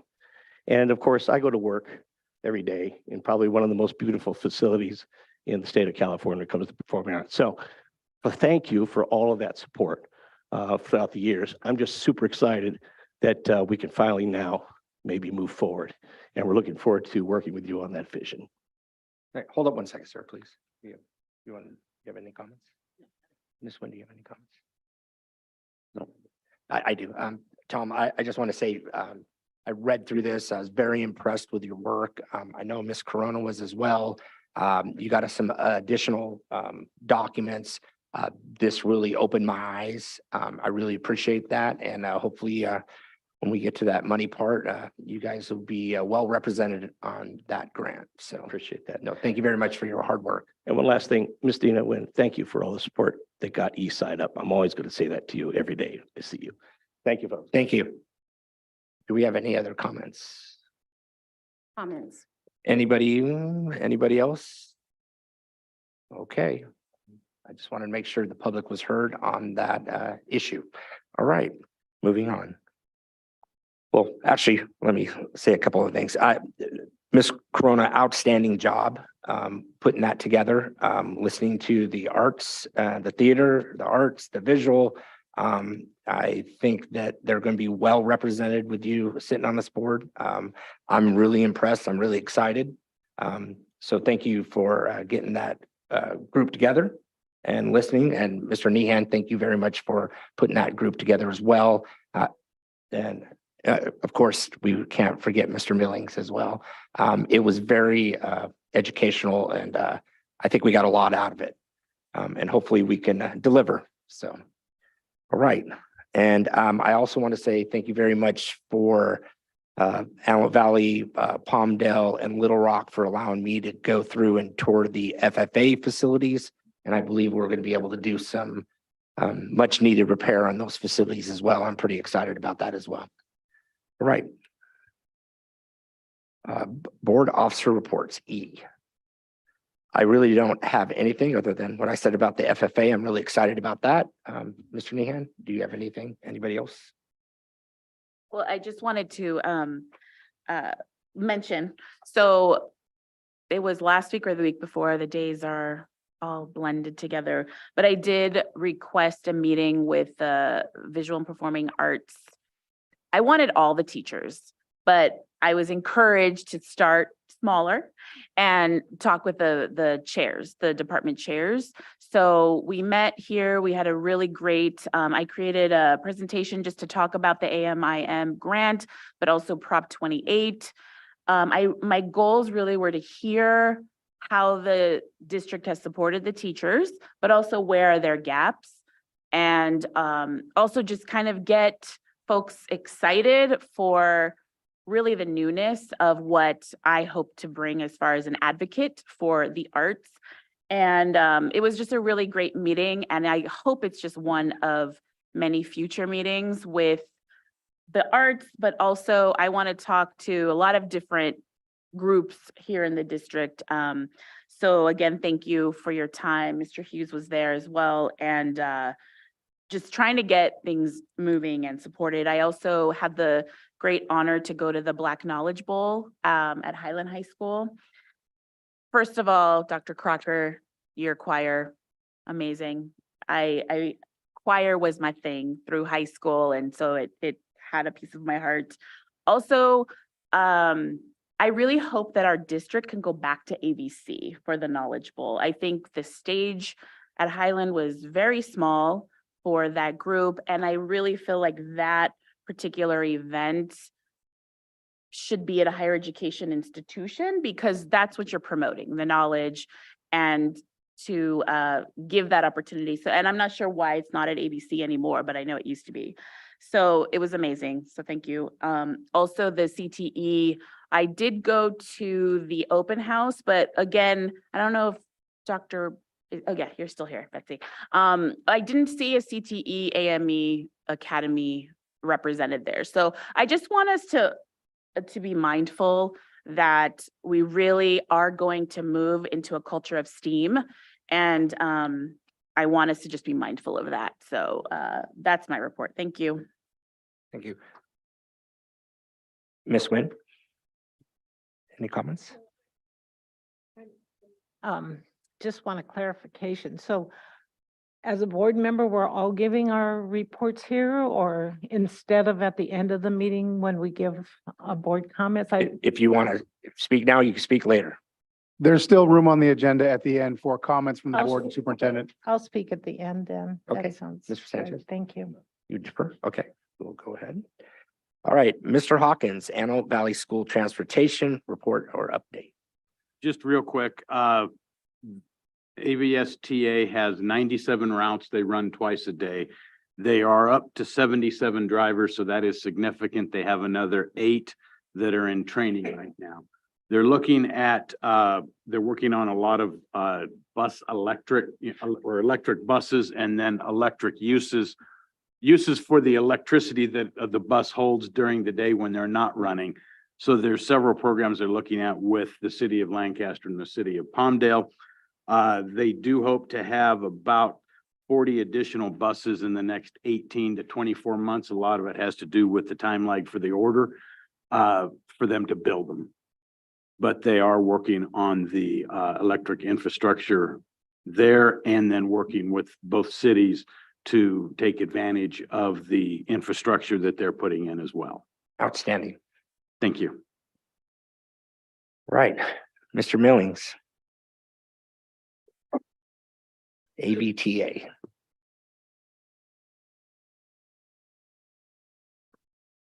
Good evening, Board President and board members. A couple of weeks ago, I had the opportunity to visit the agricultural facilities at 3 of our district's schools.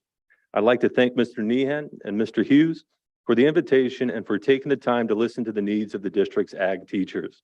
AVTA looks forward to seeing the district's 3 ag programs flourish once again and more of our students' animals being shown at the AV Fair. Ms. Corona, thank you for reaching out to me and asking me to set up a meeting with some of the district's VAPA teachers.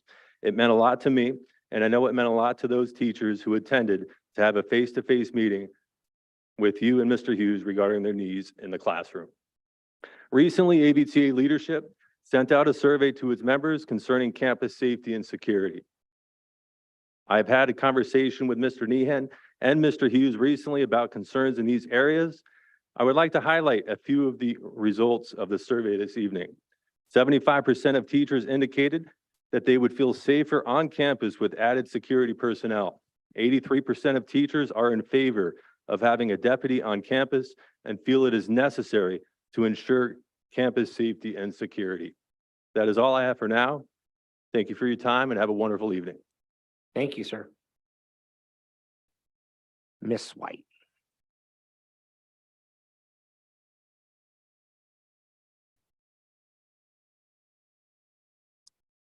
ESCA.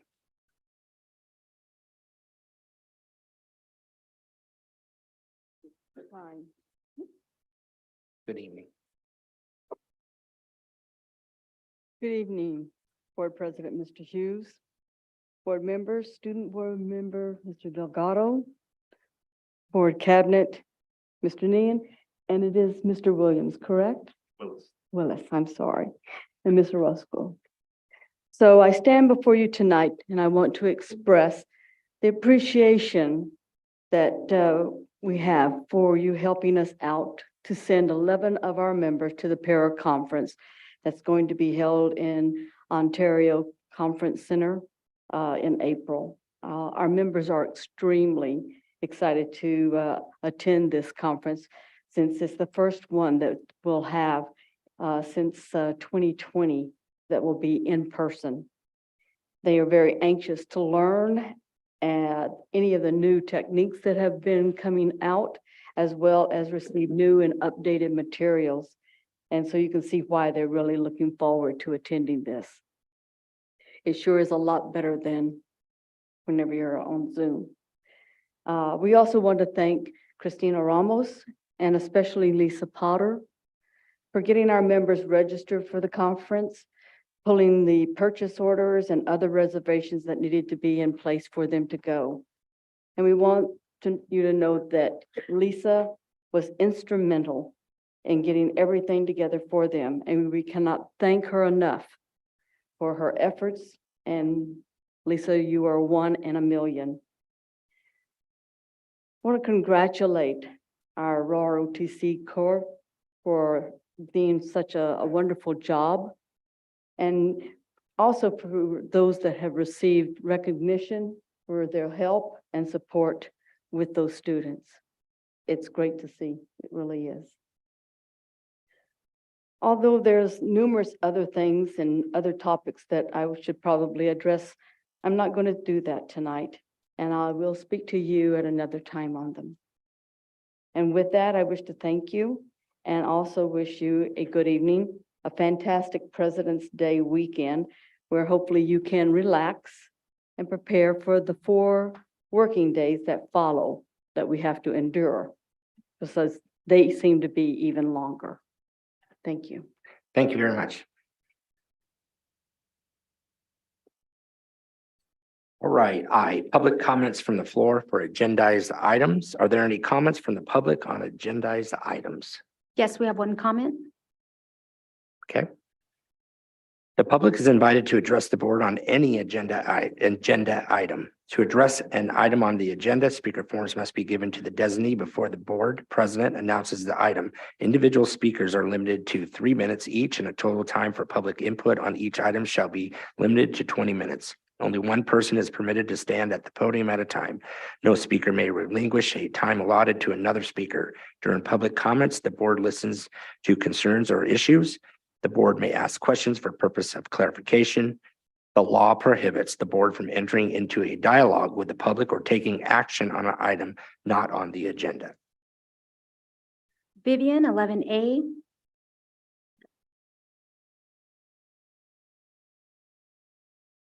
Good evening.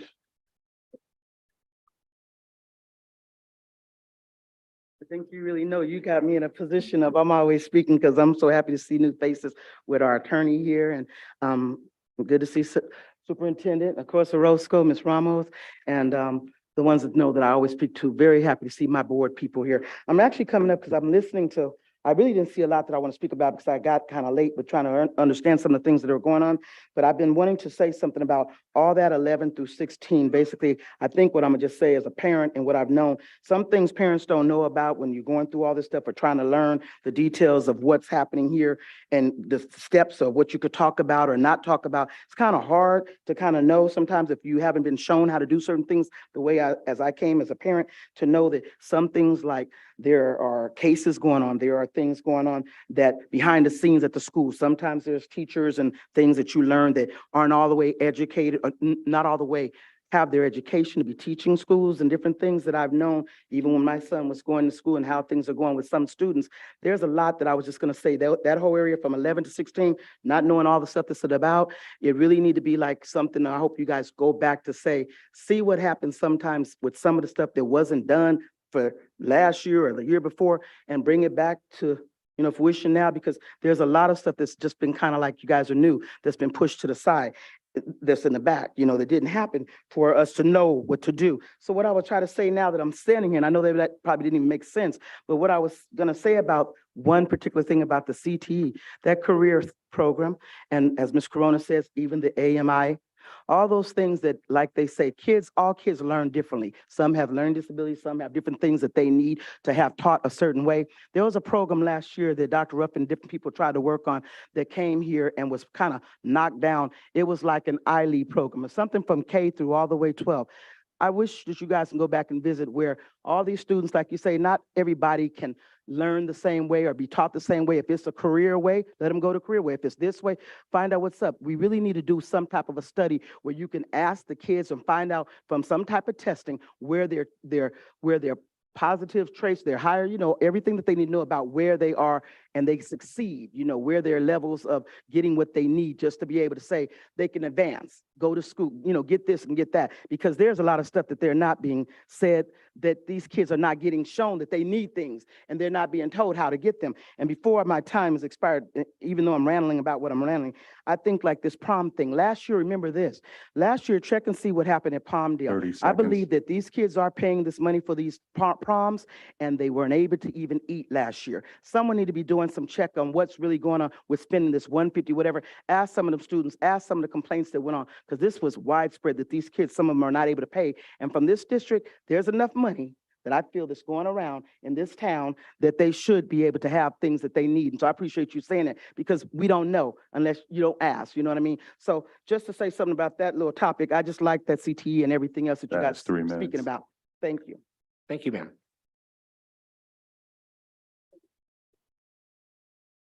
Any other speakers? No other speakers on agendized items? We'll go to J, public comment from the floor for non-agendized items. Are there any comments from the public for non-agendized items? Yes, we have 4 speakers. All right. The public is invited to address the board on any matter that not on the agenda that is within the jurisdiction of the board. To address an item not on the agenda, speaker forms must be given to the designee before the board president announces the item. Individual speakers are limited to 3 minutes each, and the total time for public input shall be limited to 20 minutes. Only one person is permitted to stand at the podium at a time. No speaker may relinquish a time allotted to another speaker. During public comments, the board listens to the concerns or issues. The board may ask questions for purposes of clarification. The law prohibits the board from entering into a dialogue with the public or taking action on items not on the agenda. First speaker is Esther Sunday, High School Student Advocacy. Welcome.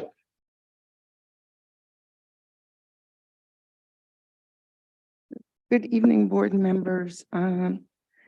Today I'm here to advocate on behalf of my baby. First, let me introduce myself. I'm a mom of, a widowed mom of 5 children. All children have gone through the school district here without incident. My baby is finally getting ready to graduate. She's a senior. Well, I won't call names, but yeah. So she's a senior in high school. Last year, as she was leaving for the summer, she tried to enroll for her senior classes. She came back and didn't have the classes she needed.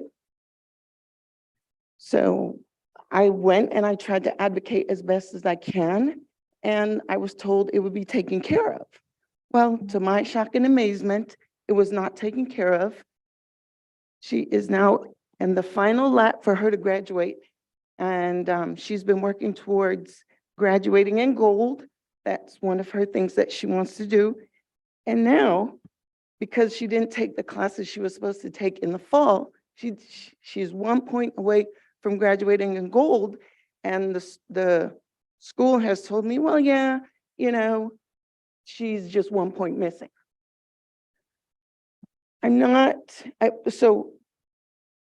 Today I want to ask, I have one question for every parent in here. If this was your child, what would you do? If you're an educator in this room, would this be the plight of your child? I don't think so. Every educator, whether it be in Palmdale or Pete Knight, or they would have made sure their daughter had what she needed. Okay, so I want to ask if you can make your motto, or this board can make a motto for every child, or for every educator to be an advocate of every child as if though that child was your child. Because I did everything I could do as a parent to advocate for my child, but I was pushed back. And I was told we would take care of it. And it didn't get taken care of. So now I'm here. My child did everything she needed to do. I did everything I needed to do. But we're not where we should be. 30 seconds. Can we change this motto, please? For every Antelope Valley High School member or employee, whether it's a custodian, whether it's a teacher, whether it's the principal, for them to make their motto, this is my child. You know, because the way you would treat your child, you should treat every other child. Black, yellow, green, white, no matter the socioeconomics, you know. That is 3 minutes. Go ahead, finish. Are you finished? If you No, take some more time. My advocacy today is just to ask everyone, serve these children, please. You know, they're saying, well, you know, she don't have it, so just deal with it. That's unacceptable. Can you do me a favor? Mr. Nean, do you have her contact information? Can you get the conference? I do have it, and staff has been in contact with her. So it's a continuing, we're looking into this. Okay, and then when this is finished, can you let the board know what occurred and how we try to fix it if we could? Yes. All right, thank you, ma'am. Thank you.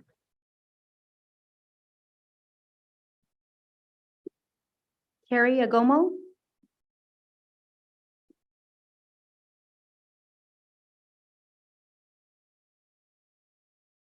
Hello again. My name is Carrie Agomo. I am currently in my last year as a senior at Lancaster High School, as well as a youth organizer for Cancel the Contract. I'm here to discuss a little bit of my experiences with racial hostile environments during my time on campus last year and the lack of resources my school failed to provide me. There are several examples that I'm sure many in here could point out today of district staff acting on their biases, relying on racial stereotypes, and using racial slurs, even directing them at students. However, I would like to take the time to share my experience as a student who has actually faced racism on campus not too long ago and still has to deal with later mentioned racist staff until I went on independent study a couple months ago. The school was refusing to take accountability and canceling a meet last minute when a substitute teacher for my English class, Marilyn Friver, pulled me to the side during my junior year SAT exams and told me the N-word 4 different times while explaining that she has a Black sister, to which I found out later that she doesn't and just said it just to say it. The following day, I told her daughter and my actual English teacher at the time, Marianne Friver, to which I was only shown denial and lack of Excuse me, can I acceptance. take 1 second? 1 second. Have you, did a complaint? Yeah, I did. And It's a did- school, and I told it towards the actual district too. No one did anything about it. So you actually filed the complaint and the complaints, is it? Mhm. Okay, thank you. Go ahead.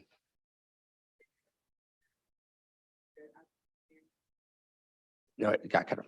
Can we make sure we fix that, please? I'll give you additional time too. Thank you. The following day, I told her daughter and my actual English teacher at the time, Marianne Friver, to which I was only shown denial and lack of acceptance towards my experience with her mother, as well as her stating that she would never do something like that and that it would be silly for her to do something like that, as she would never be racist, as she worked in China and Africa to pretty much teach white Western cultures. Please do not be surprised when more issues from other students begin to rise. I reported as soon as it happened in the district, without a doubt, both failed to take appropriate action, even when given evidence to such conduct, and failed its Black and brown students consistently. These teachers, including the substitute teacher, all still work here. To keep our students safe from this discrimination and harassment, the district must hold staff accountable for acts that create a racial hostile learning environment. They must require offending staff to attend training, make public amends to their students, and provide counseling and better resources to students who have shared the same treatment. I'm here to speak for the youth specifically, to show them that they have power with their voices and to ignite a flame that is lacking in our community. We must acknowledge the fact that white supremacy runs through our system and society, and are setting up Black and brown students for incarceration, which holds the highest amount of incarcerated, but not only in here, but in the United States entirely as a whole. We must stop excluding Black and brown voices and give power to the youth always. Thank you. You're good? All right, thank you.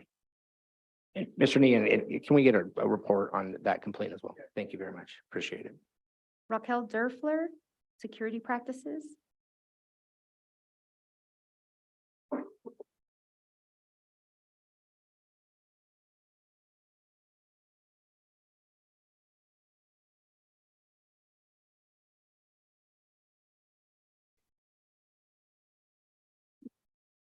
Okay, ready? Good evening. All right, good evening. Hi there. So I'm here today actually to discuss the district's discriminatory law enforcement and security practices. So you won't be surprised because I am co-chair of Cancel the Contract, and that's an area that we are working within and working to bring true safety to our students. So the district currently spends 1.9 million per year on its contract with the Sheriff's Department. A contract that was actually expanded this year by $200,000. So this contract puts at least one sworn officer on every school campus. This is in addition to the 12 to 14 security officers and one probation officer on all comprehensive campuses already. The district's policy currently empowers police and security to intervene in minor and disability-related school discipline incidents. We know and have heard from students that security and police use force on students and search them without permission or legal right. I actually do have a picture, if you're interested, on 2 security members. Pete Knight were on top of a young student, pretty disturbing. So these practices violate state and federal laws, including laws meant to protect students from discrimination based on race and disability. In addition, the current discipline matrix approved by this board every year for the past decade permits discretionary referrals to police for any disciplinary violations, including things as benign as profanity or disruption. Predictably, officer and security involvement in these frequent encounters with students actually escalates these situations, leading to needless citations, arrest and restraints, and uses of force, which we know that disproportionately impact Black students and students with disabilities. Your community asks you to use a provision you currently have in your LASD contract to cancel it and remove sworn officers and unsworn security from Antelope Valley Union High School District campuses. We are asking that you instead reinvest these funds used to sustain these multiple dozen positions to increase your student to counselor ratio and student to psychologist ratios, to train educators on de-escalation and to increase all students' access to mental health supports in the classroom. We also ask that all referrals to law enforcement or security be stopped and the discipline matrix allowing for these referrals to be eliminated 30 seconds. when behavior is disability related and low level. Instead, classroom staff should be trained, supported, and accountable for handling student behavior at the classroom level so that the developmentally appropriate and disability-related behavior does not lead to criminal justice system contact and further trauma. Thank you. One quick note. I see here, I appreciate that you are basically giving a nod that we do have some people that would be, have a disability. So you've given a number for them to call, like if they need aids, but you may want to put that on your website, because if someone doesn't have hearing and they call in the number, they're not going to be able to hear to like punch in that extension. Thank you. Thank you.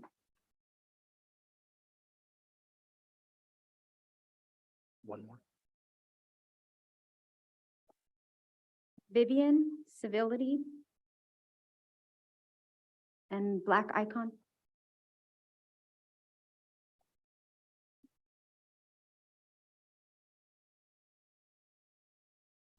Hello again, and Board President, I would like you probably just to give me maybe an extra minute or something, because this is Black History Month, and this is something that I'm trying to surprise that it hasn't been a lot said, even though all the other things are very appreciative that's going on. But I just want to just quote some things real quick and try to get through it. It might just go over a minute, because I don't want everything to be like Black History Month is just for when people need to get a vacation, or the district's only, some people only speak on it because they want to get a day pay or whatever like that for the Black History Month, and they don't speak about it, because this is Black History Month, like Mrs.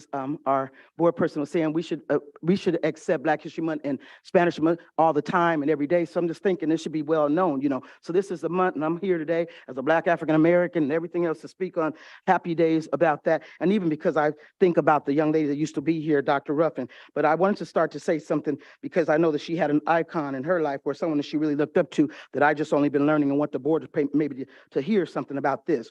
Who was Ida B. Wells? Ida B. Wells was an African American journalist, abolitionist, and a feminist who led an anti-slave lynching crusade in the United States in the 1890s. She went on to found and become integral in groups striving for African American justice. Born an enslaved person in Holly Springs, Mississippi on July 16, 1862.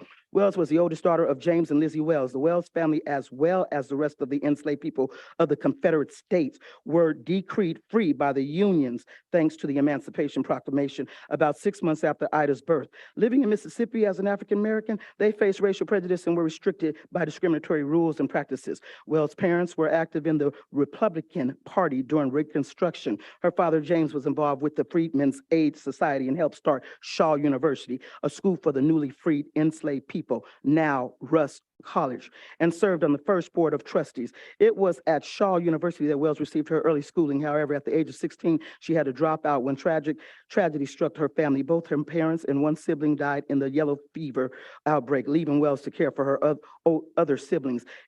Ever resourceful, she convinced a nearby school administrator that she was 18 and landed a job as a teacher. In 1882, Wells moved with her sisters to Memphis, Tennessee, to live with an aunt. Her brothers found work as a carpenter apprentice. For a time, Wells continued her education at Fisk University in Nashville. Wells wrote about issues of race and politics in the South. A number of her articles were published in the newspapers and periodicals under the moniker 30 Iola. seconds. Wells eventually became an owner of the Memphis Free Speech and Headlight, and later of the Free Speech. One faithful train ride from Memphis to Nashville in May 1984. In May 1884, Wells reached a personal turning point that resulted in her activism. After having bought a first-class train ticket, she was outraged when the train crew ordered her to move to the car for the African Americans. She refused on principle. As Wells was forcibly removed from the train, she bit one of the men on the hand. She sued the railroad, winning a $500 settlement in a circuit court case. The decision was later overturned by the Tennessee Supreme Court. This injustice led Wells to pick up a pen and write. While working as a journalist and a publisher, Wells also positioned as a teacher in a segregated public school in Memphis. She became vocal, critic of the conditions of Black-only schools in the city. In 1891, she was fired from her job for these attacks. She championed another cause after the murder of those friends of hers, two business associates.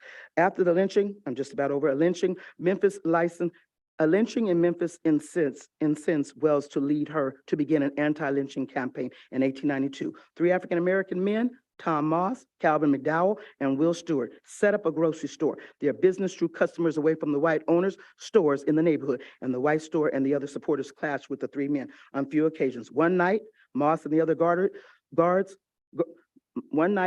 others guarded their store against attacks and ended up in a shooting several white vandals. They were arrested and brought to jail, but they didn't have a chance to defend themselves against the charges.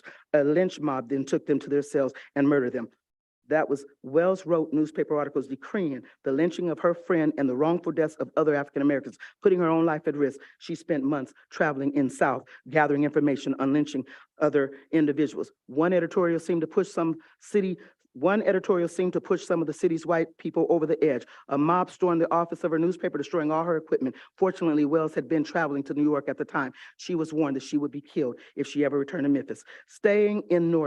This is the last sentence. Staying in the North, Wells wrote an in-depth report on lynching in America for the New York Age, an African-American newspaper run by the former enslaved people, T. Thomas Fortune.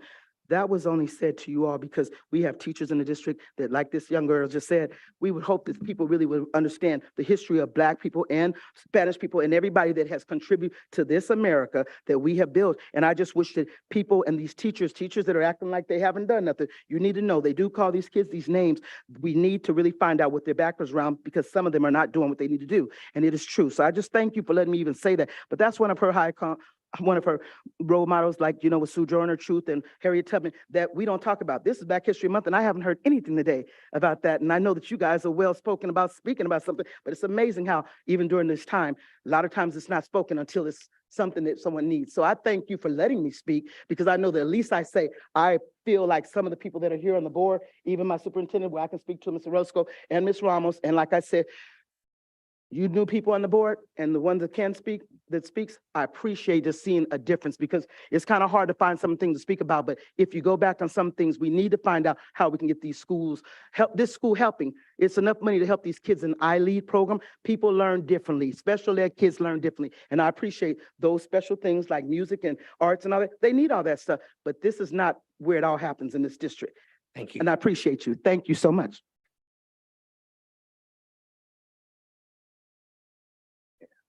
Seven. Okay, we're moving on to 7, educational service action items. A, educational service review, proposed revision to board policy administration regulation BP 3470 AR 3542, BP /AR 3551, AR 3580, first read and discussion.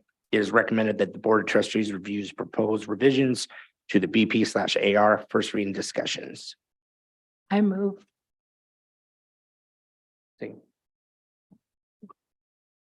I missed that, I'm sorry. I move. Okay, I need a To get it second. on the Mr. table Hughes, for this is discussion only. There's no Discussion? motion. Go ahead. To get it on the table for discussion. Okay. I move. Do I need a second for the discussion? So we don't need, Oh, okay. anybody want to discuss any issues with this? Nope. So Mr. Nehan, the what we went over, do I need to talk about that in this forum or it's fine? It was just a couple of, Yeah, you can if you like, and I have not heard back from CSBA regarding the consistency or interchangeability oh, of those okay. three terms. Okay. Just one thing that I had, and I know it's a first read, but there was just some inconsistencies. There were places where it shifted from governing board to board of trustees, but it wasn't consistent throughout. So that was just a question I had for Mr. Nehan. And then also, yeah, that was pretty much it. And this is just our first read on it. It could be corrected, correct? Ms. Nguyen, anything? No? No, thank you. Mr. Sanchez, anything? I don't have anything to discuss on that. So we'll move to B. Educational Services Review of Curriculum Guide Mariachi Methods, first read / discussion. It is recommended that the Board of Trustees receive the attached curriculum guide for review. I just have one comment. This is exciting. I'm really excited about the fact of creating a district-wide mariachi curriculum and band. I'm hoping that this really works and it matures and we get it in every single school. So for speaking just for the mariachi methods, I've asked Mr. Nehan to facilitate a meeting because I have a lot to say and more like comments, feedback. My father was a mariachi musician. He played the guitarron.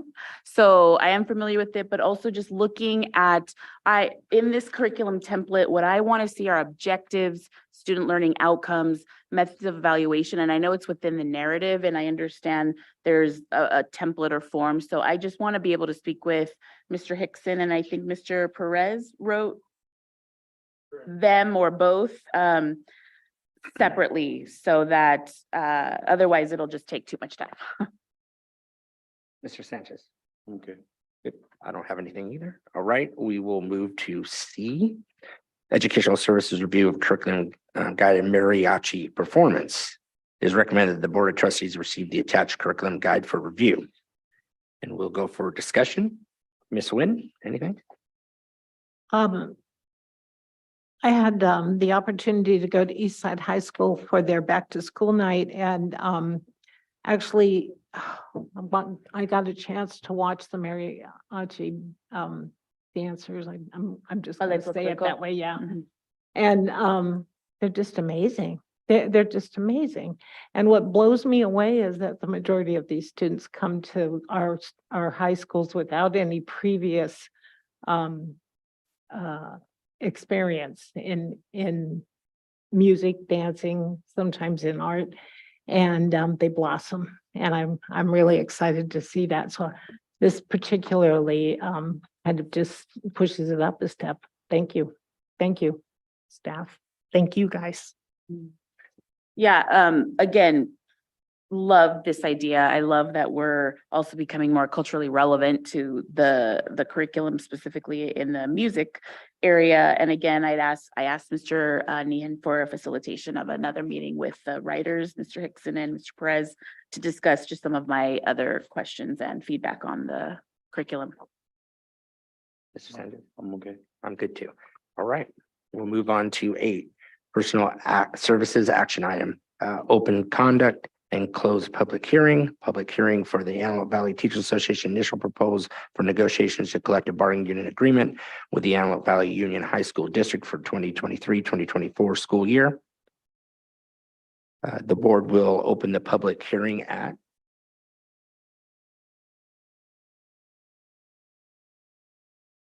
we'll open it now, correct? It's at 8:11. Right, comments from staff or the board, Ms. Ramos? Are there any comments? Go ahead. I'm sorry. This marks the beginning of negotiation season for the 2023 school year. So the proposal you have before you is from the Antelope Valley Teachers Association, and they are sharing with the public tonight that they intend to discuss Article 3 of the contract, which is around salaries and benefits. Okay, any comments from the board? Ms. Whitman? No. Okay. Comments from the public. Are there any comments from the public?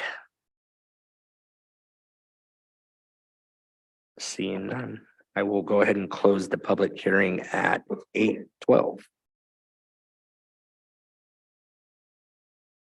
B, acknowledge receipt of the Antelope Valley Teachers Association initial proposal for negotiations to the collective bargaining unit agreement with the Antelope Valley Union High School District for the 2023-2024 school year. It is recommended that the Board of Trustees acknowledge receipt of the Antelope Valley Teachers Association's initial proposal for negotiations to the collective bargaining unit agreement with the Antelope Valley Union High School District for the 2023-2024 school year. May I have a motion? So moved. Second. Second. Any discussion? Seeing none, having a motion, a second, we will now vote. Student board member, how do you vote? Aye. All right. Board, well, all those in favor say aye. Aye. Aye. Opposed, say nay. Seeing none, so moved. C, open, conduct, and close public hearing. Public hearing for Antelope Valley Union High School District initial proposal for negotiations for the Antelope Valley Teachers Association collective bargaining unit agreement for the 2023-2024 school year. The board will open public hearing at 8:13. Comments from staff, board, Ms. Ramos? This is the same process from the district's point of view. And so the district is looking to also discuss salary and benefits in Article 3, as well as Article 4, which relates to workday, and Article 6, which relates to the transfer process. Okay, great.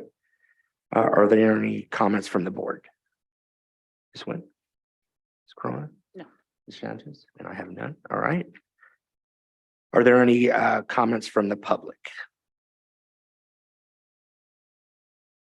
Okay, seeing none, I will close it at 8:14.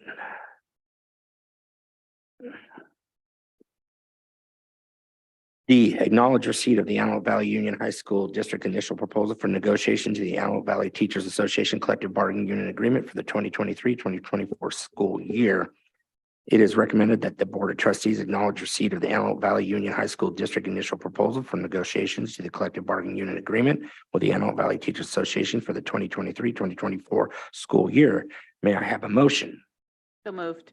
Second, Second. any discussion?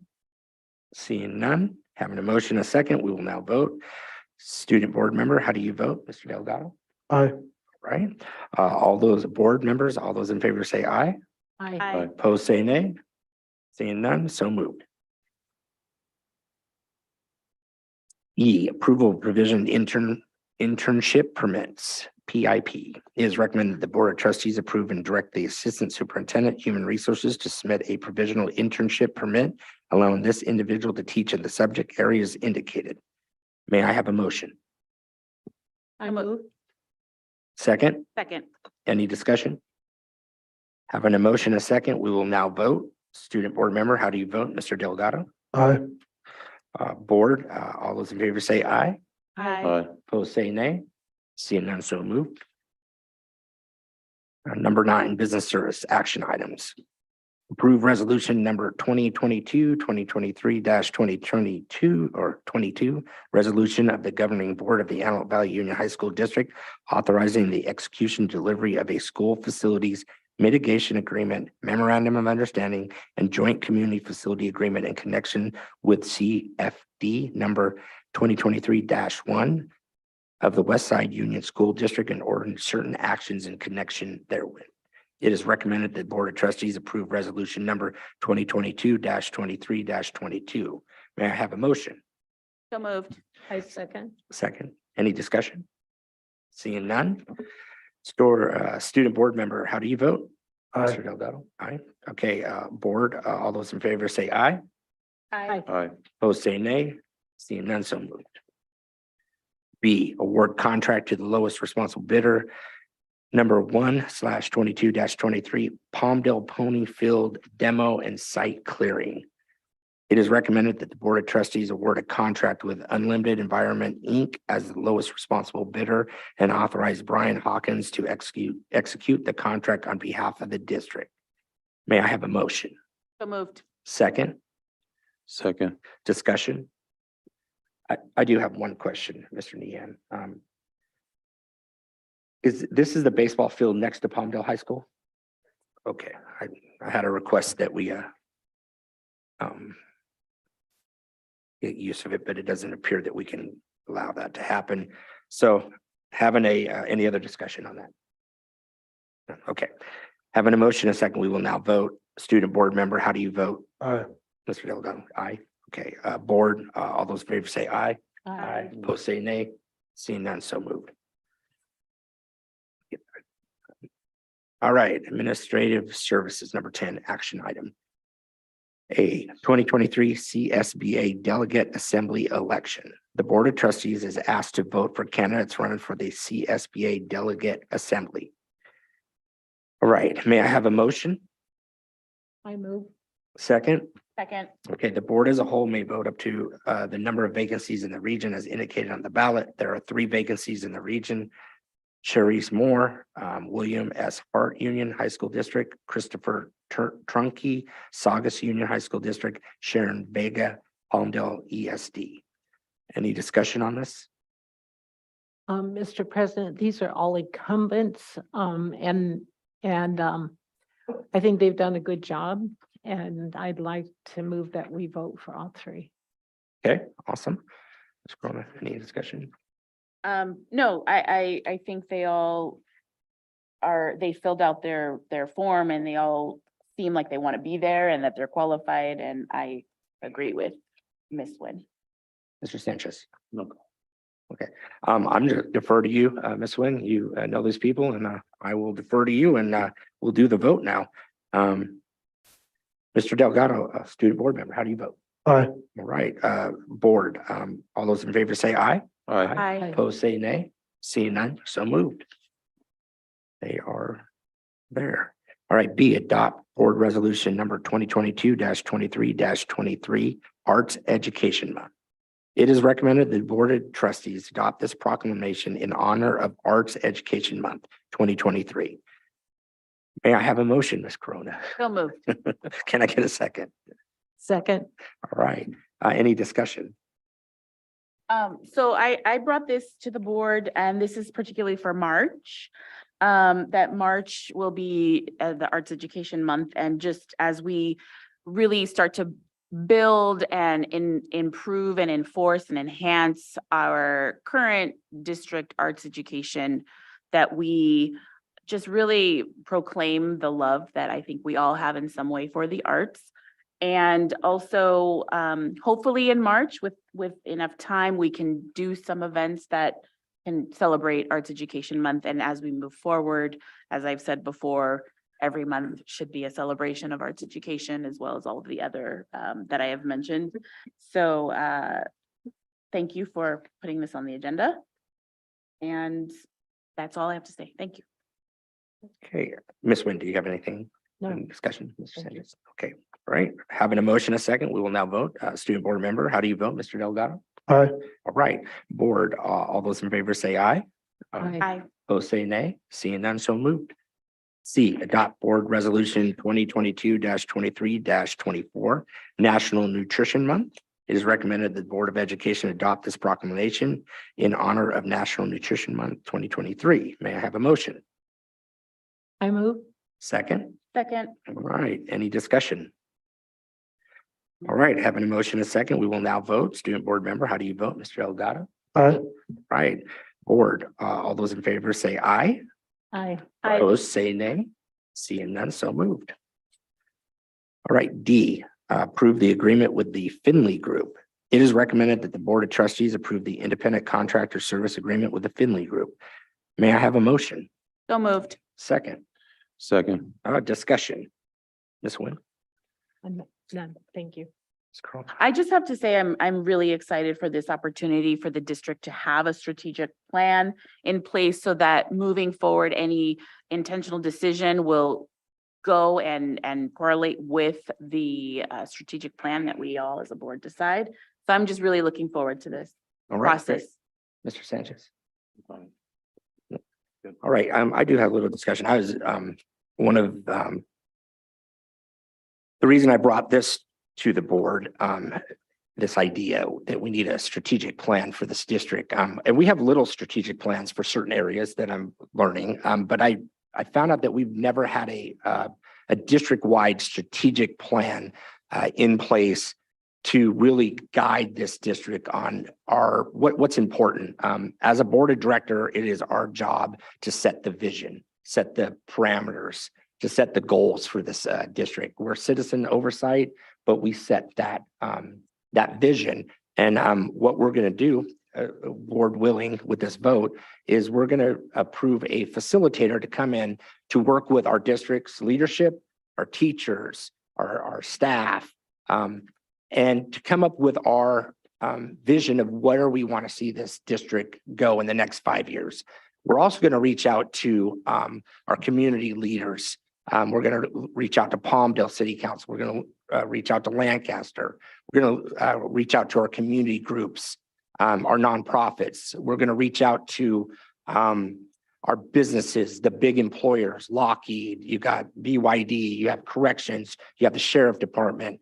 You have a lot of employers out here that we can reach out to them and find out what kind of students and what kind of employees that they would like us to produce with our outstanding students.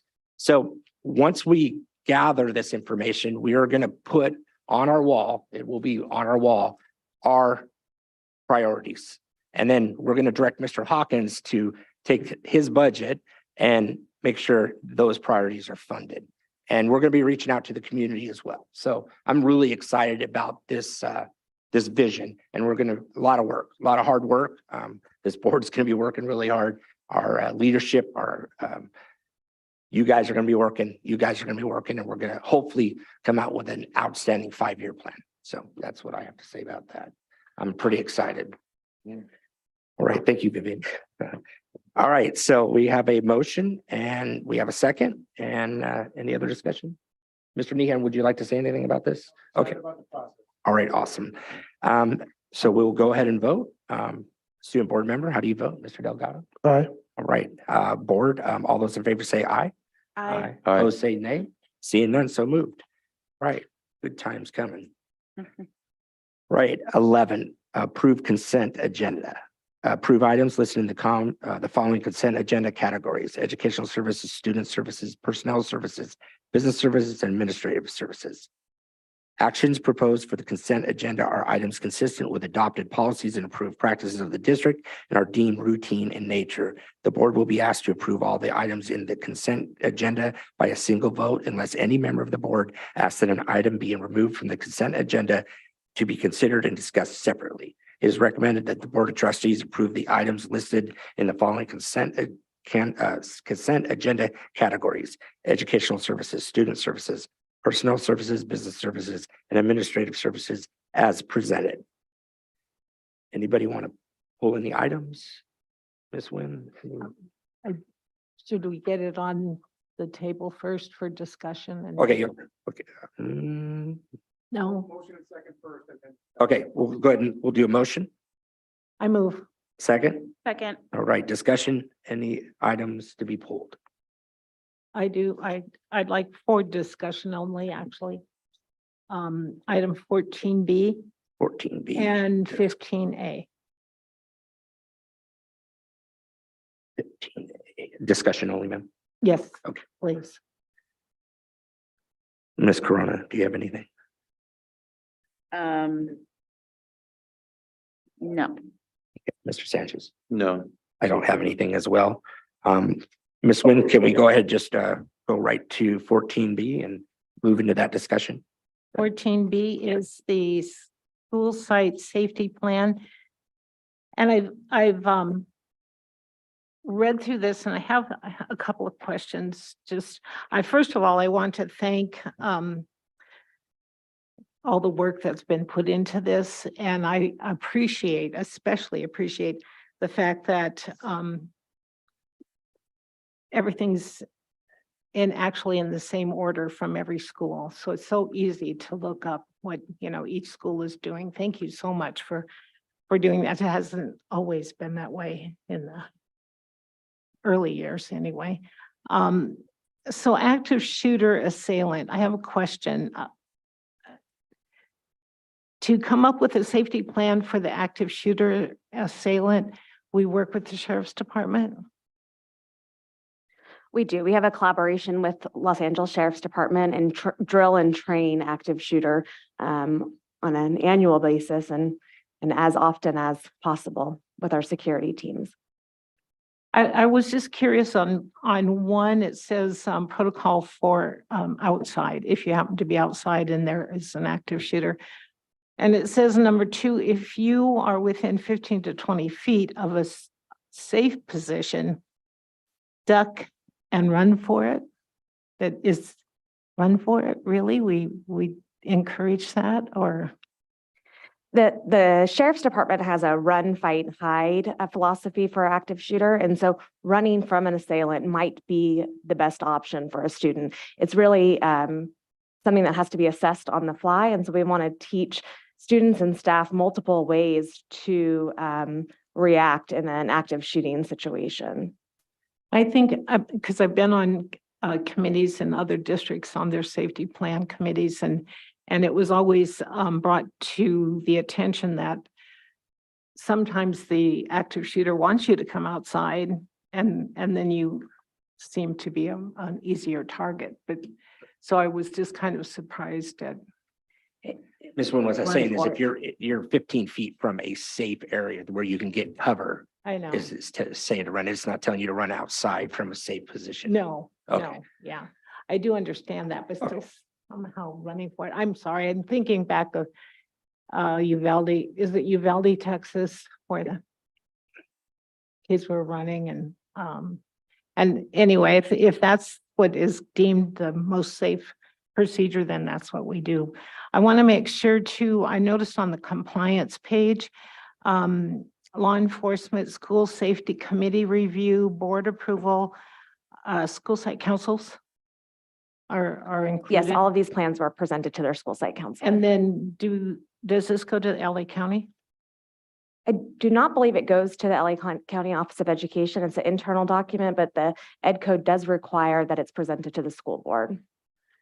I noticed that one of our schools included explosion, aircraft crash, or similar incident, utility failure, evacuation of disabled, and legal responsibility and duty assignments, but not all of the schools included that. Is that site specific or? No, that's something we could look at and have them review. Every school? Yes. Okay. And we've come a long way in the template and the format of our school safety plans, and that's thanks to our directors. We have a couple here today, and so the hard work goes to all of them on this work, but we are looking to use a more standard format for the safety plans in the future to ensure that they all look the same and contain the same information.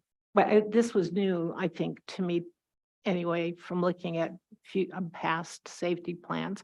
And I like the fact that it was included, so. Was that from SOAR? Which school was that included in?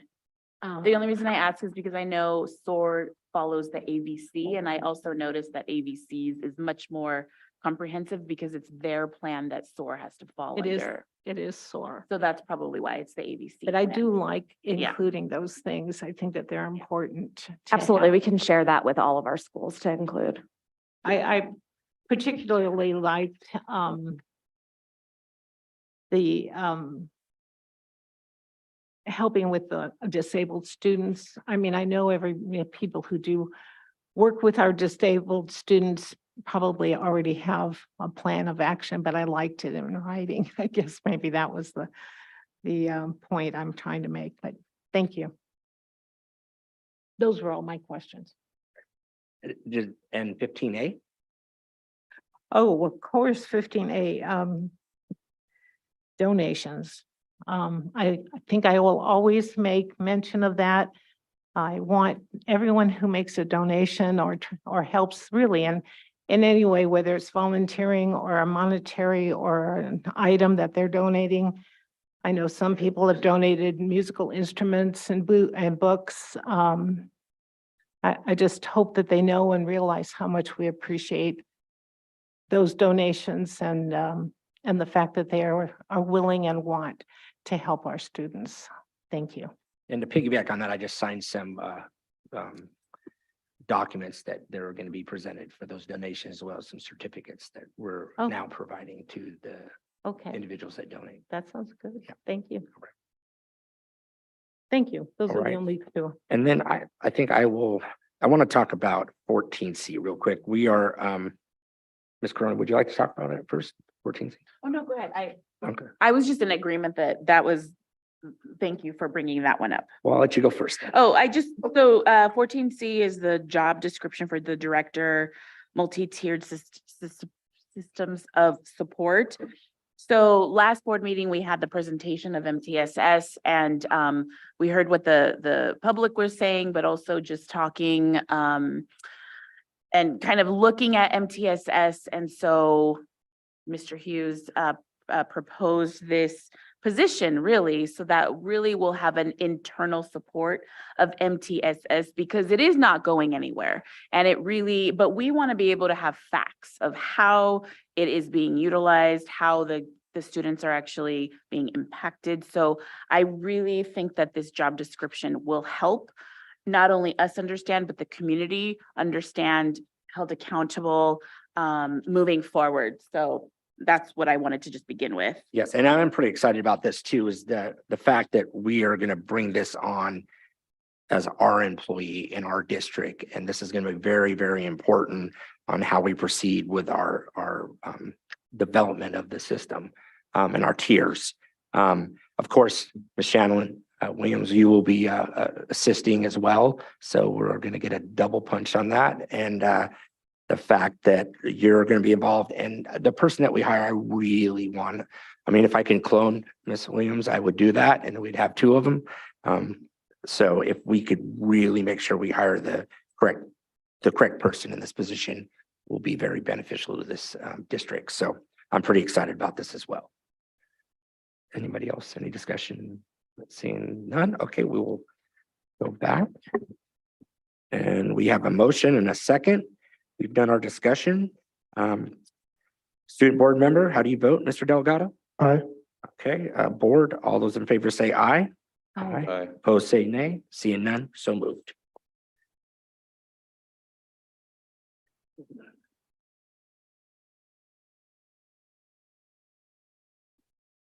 We're on 17, correct, Mr. Nguyen?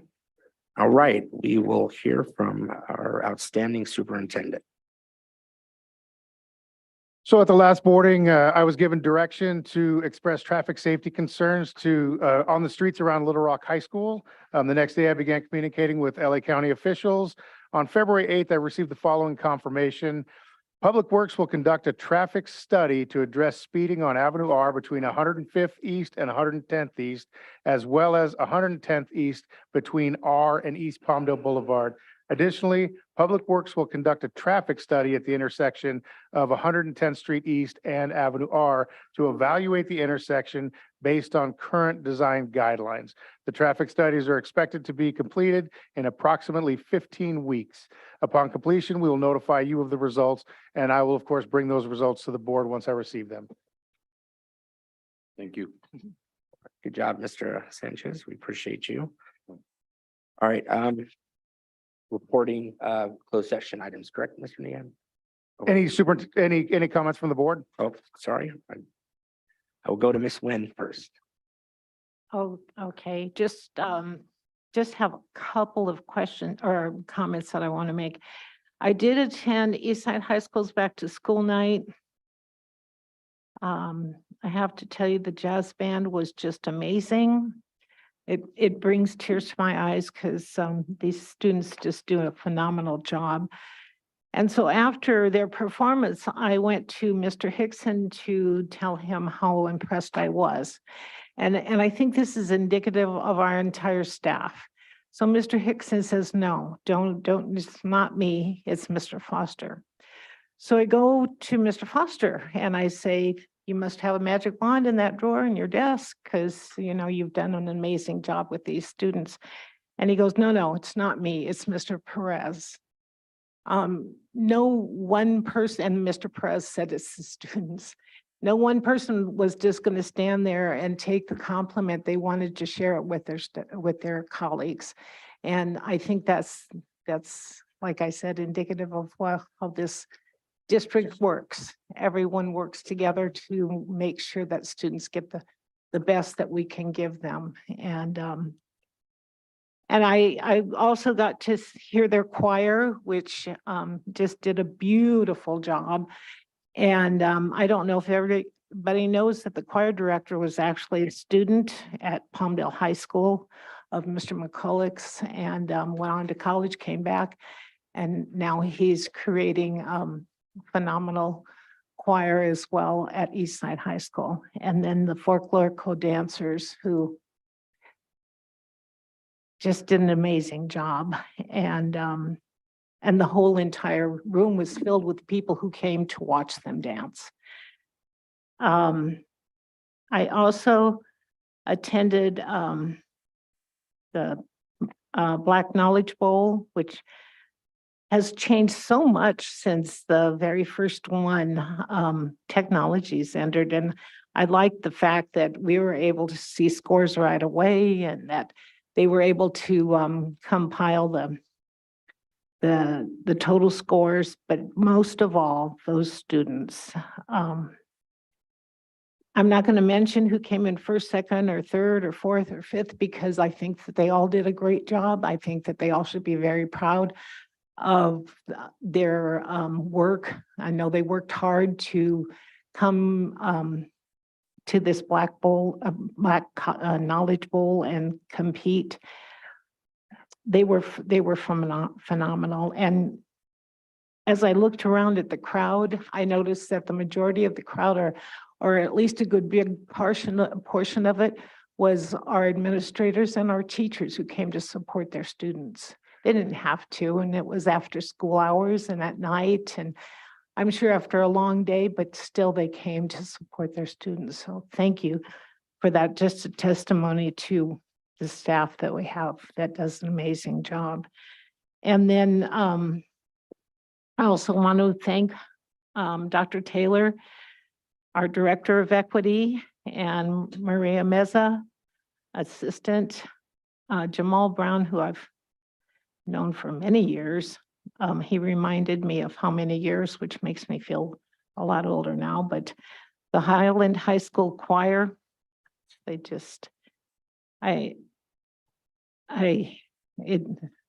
brings tears to my eyes every time I hear.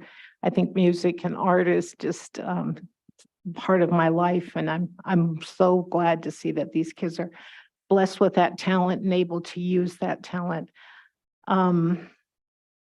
And then career technical education. I was able to go to RX Paris High School and see the construction work that they're doing. I was impressed.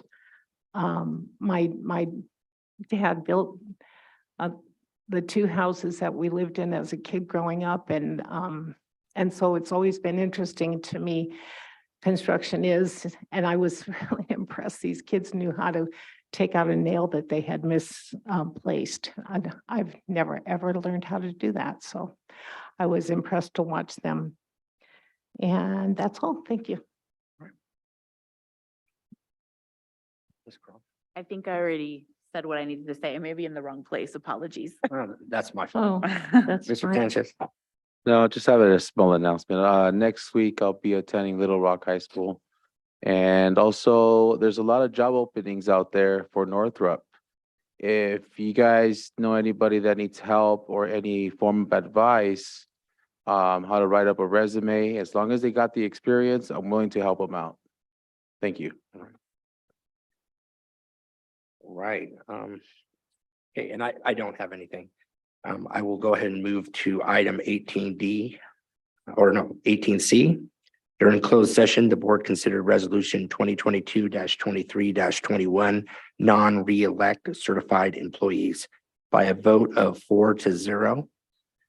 The board took action to approve the resolution to provide notice of non-reelection to certificated employees.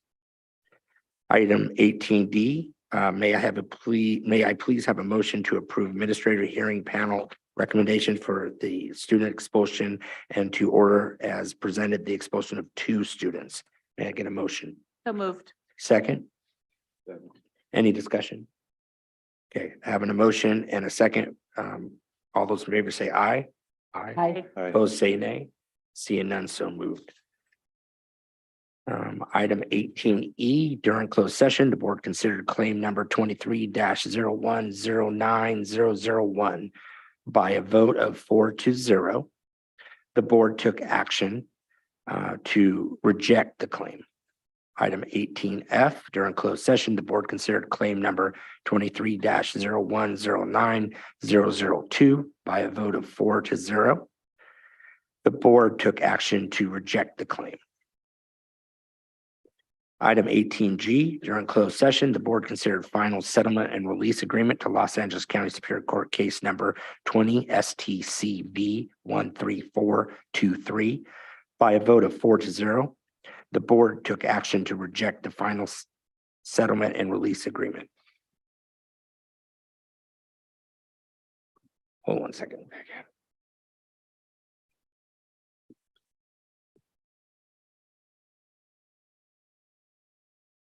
We did approve. My apologies. We did.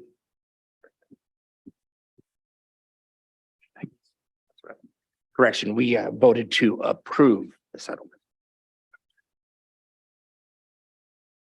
And I believe that is all the actions for closed session.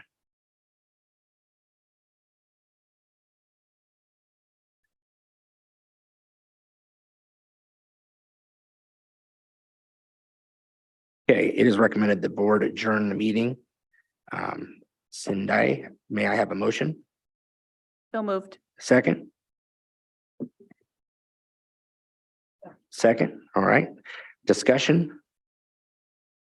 Any discussion? Any discussion? Okay. I would like to close the meeting in memory of Charles Chuck Abel, Margaret Stirk, and John Foster. Chuck Abel was hired as a vice principal in 1998. He was promoted to principal of RX Paris High School in 2001, retiring in 2010. He served the district for 12 years. Margaret Stirk was hired as a principal secretary at Palmdale High School in 1960, retiring in 1990. She served the district for 30 years. John Foster was hired as campus supervisor in 1994, retiring in 2017. He served the district for 23 years. I'd also ask our board, our district, and the audience and our public to keep Miss McGrady's family in prayers. And having a motion a second, we will now vote. Student board member, how do you vote, Mr. Delgado? Aye. All right. Board, all those in favor say aye. Aye. Aye. Opposed, say nay. Seeing none, so moved. All right, thank you.